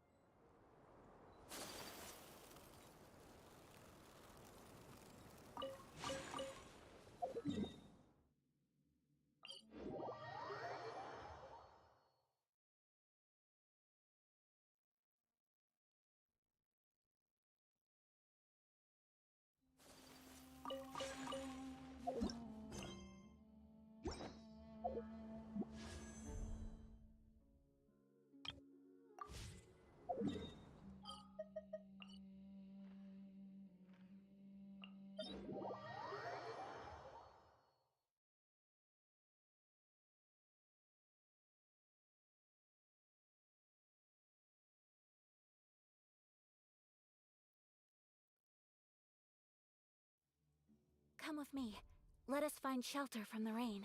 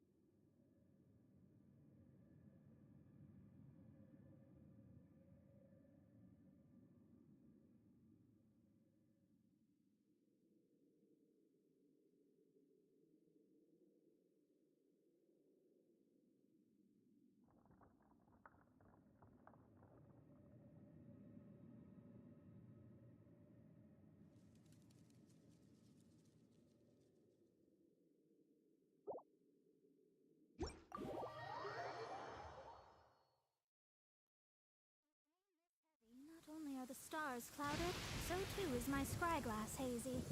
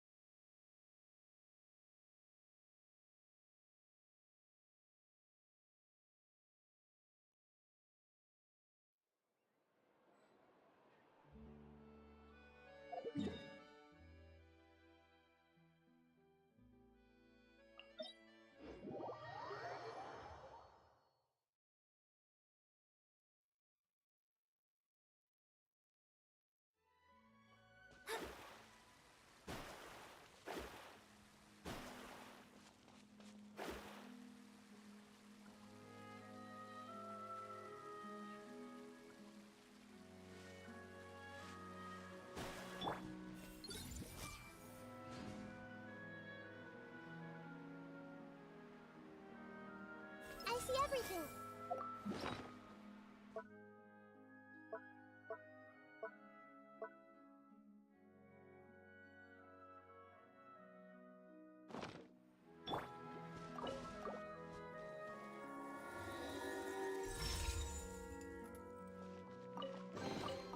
This should cover food and rent for a while. Hey!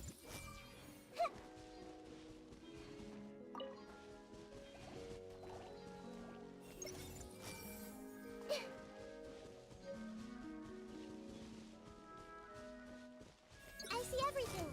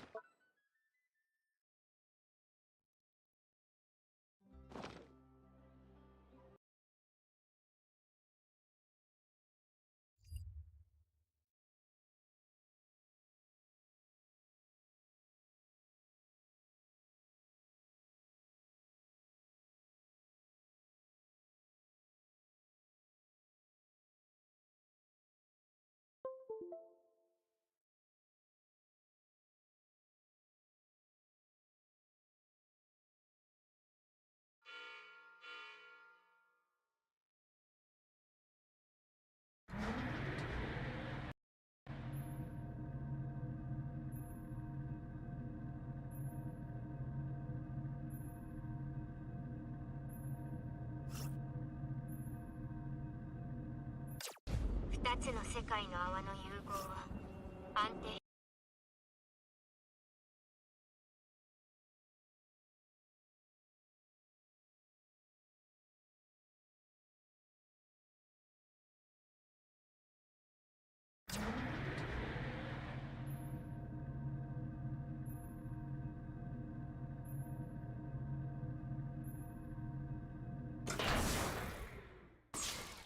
Captain on bridge.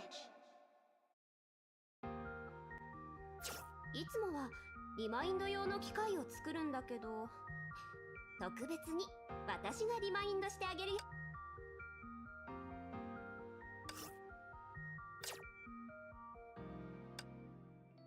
館長、私のゲームを楽しみにしてくれていますか？近頃はリーズンスタジオの開発が軌道に乗っています。開発者にとってそれは大きな意味があります。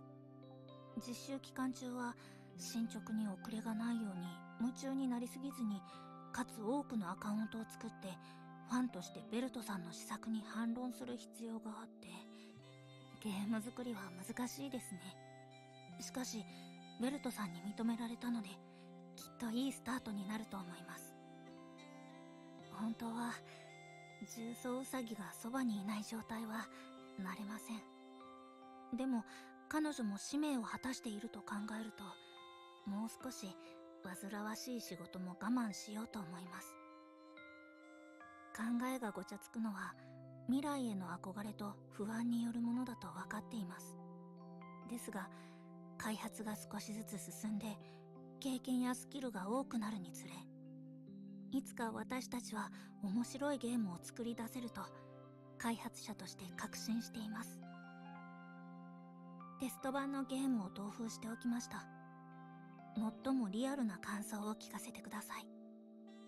昨日はすでに月からの OK をもらいました。次は館長の番です。ブローニャ在地区。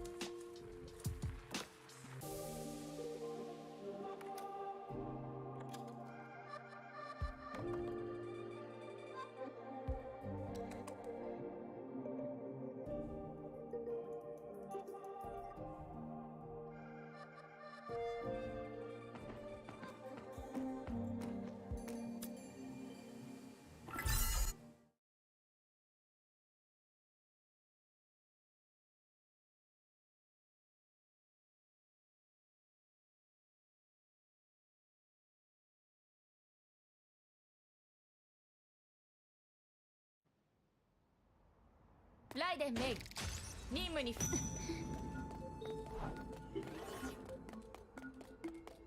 と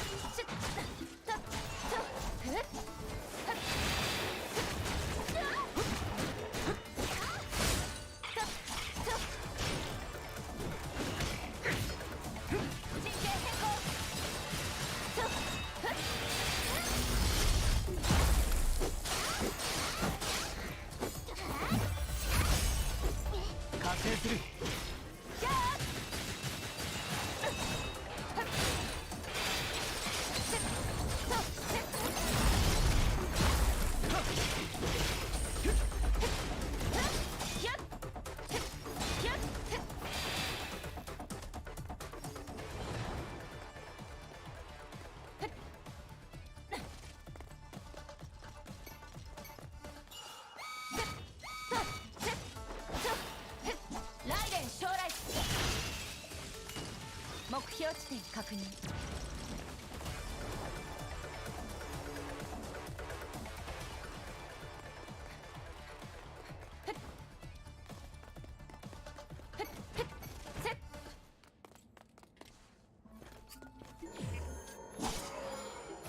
素材回収完了。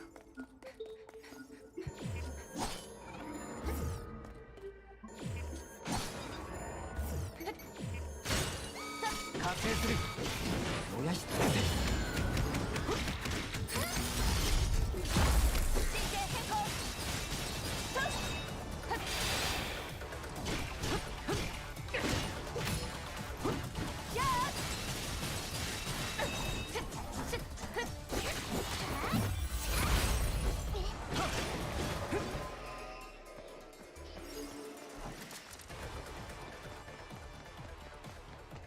この任務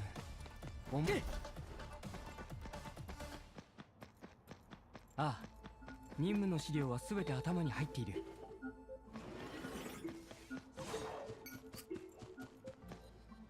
燃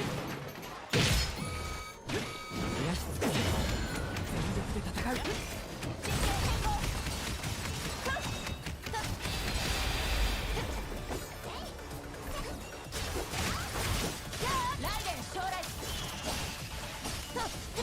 完成する。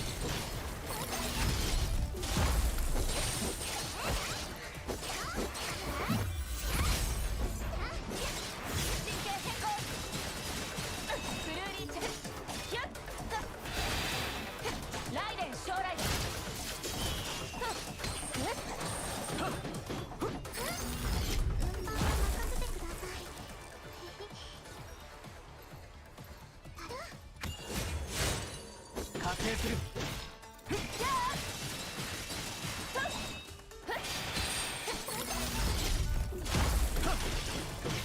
燃やし尽くせ。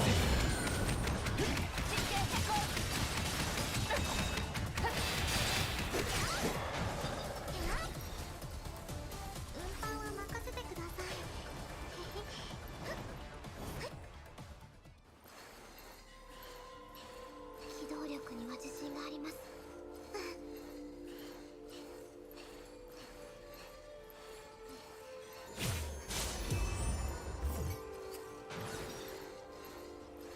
運搬は任せてください。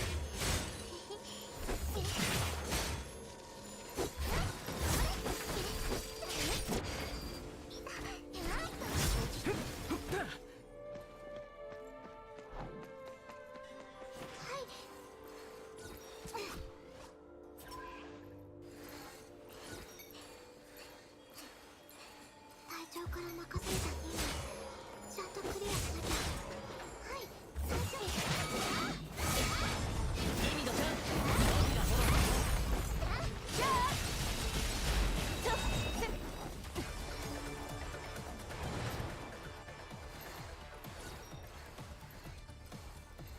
機動力には自信があります。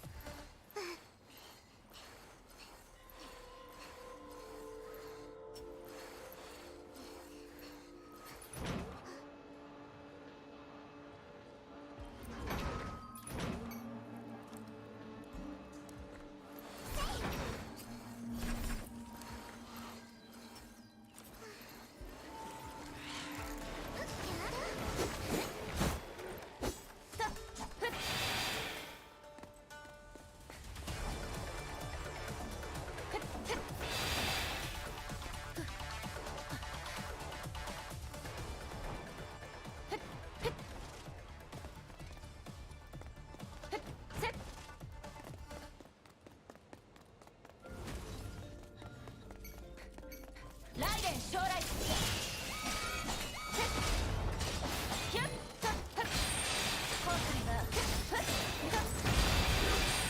成する。よし。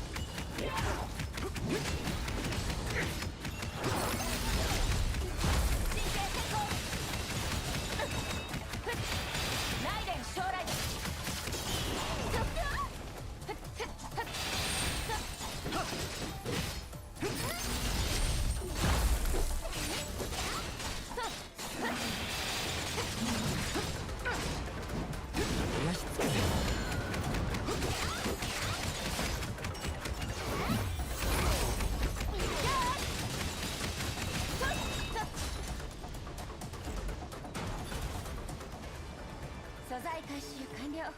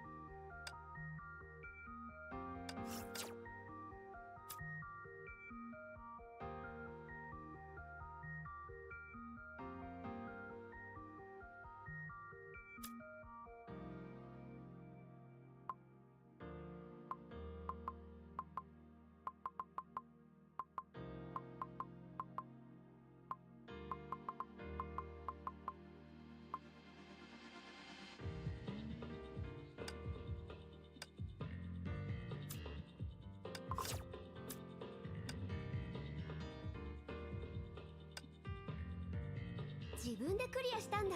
で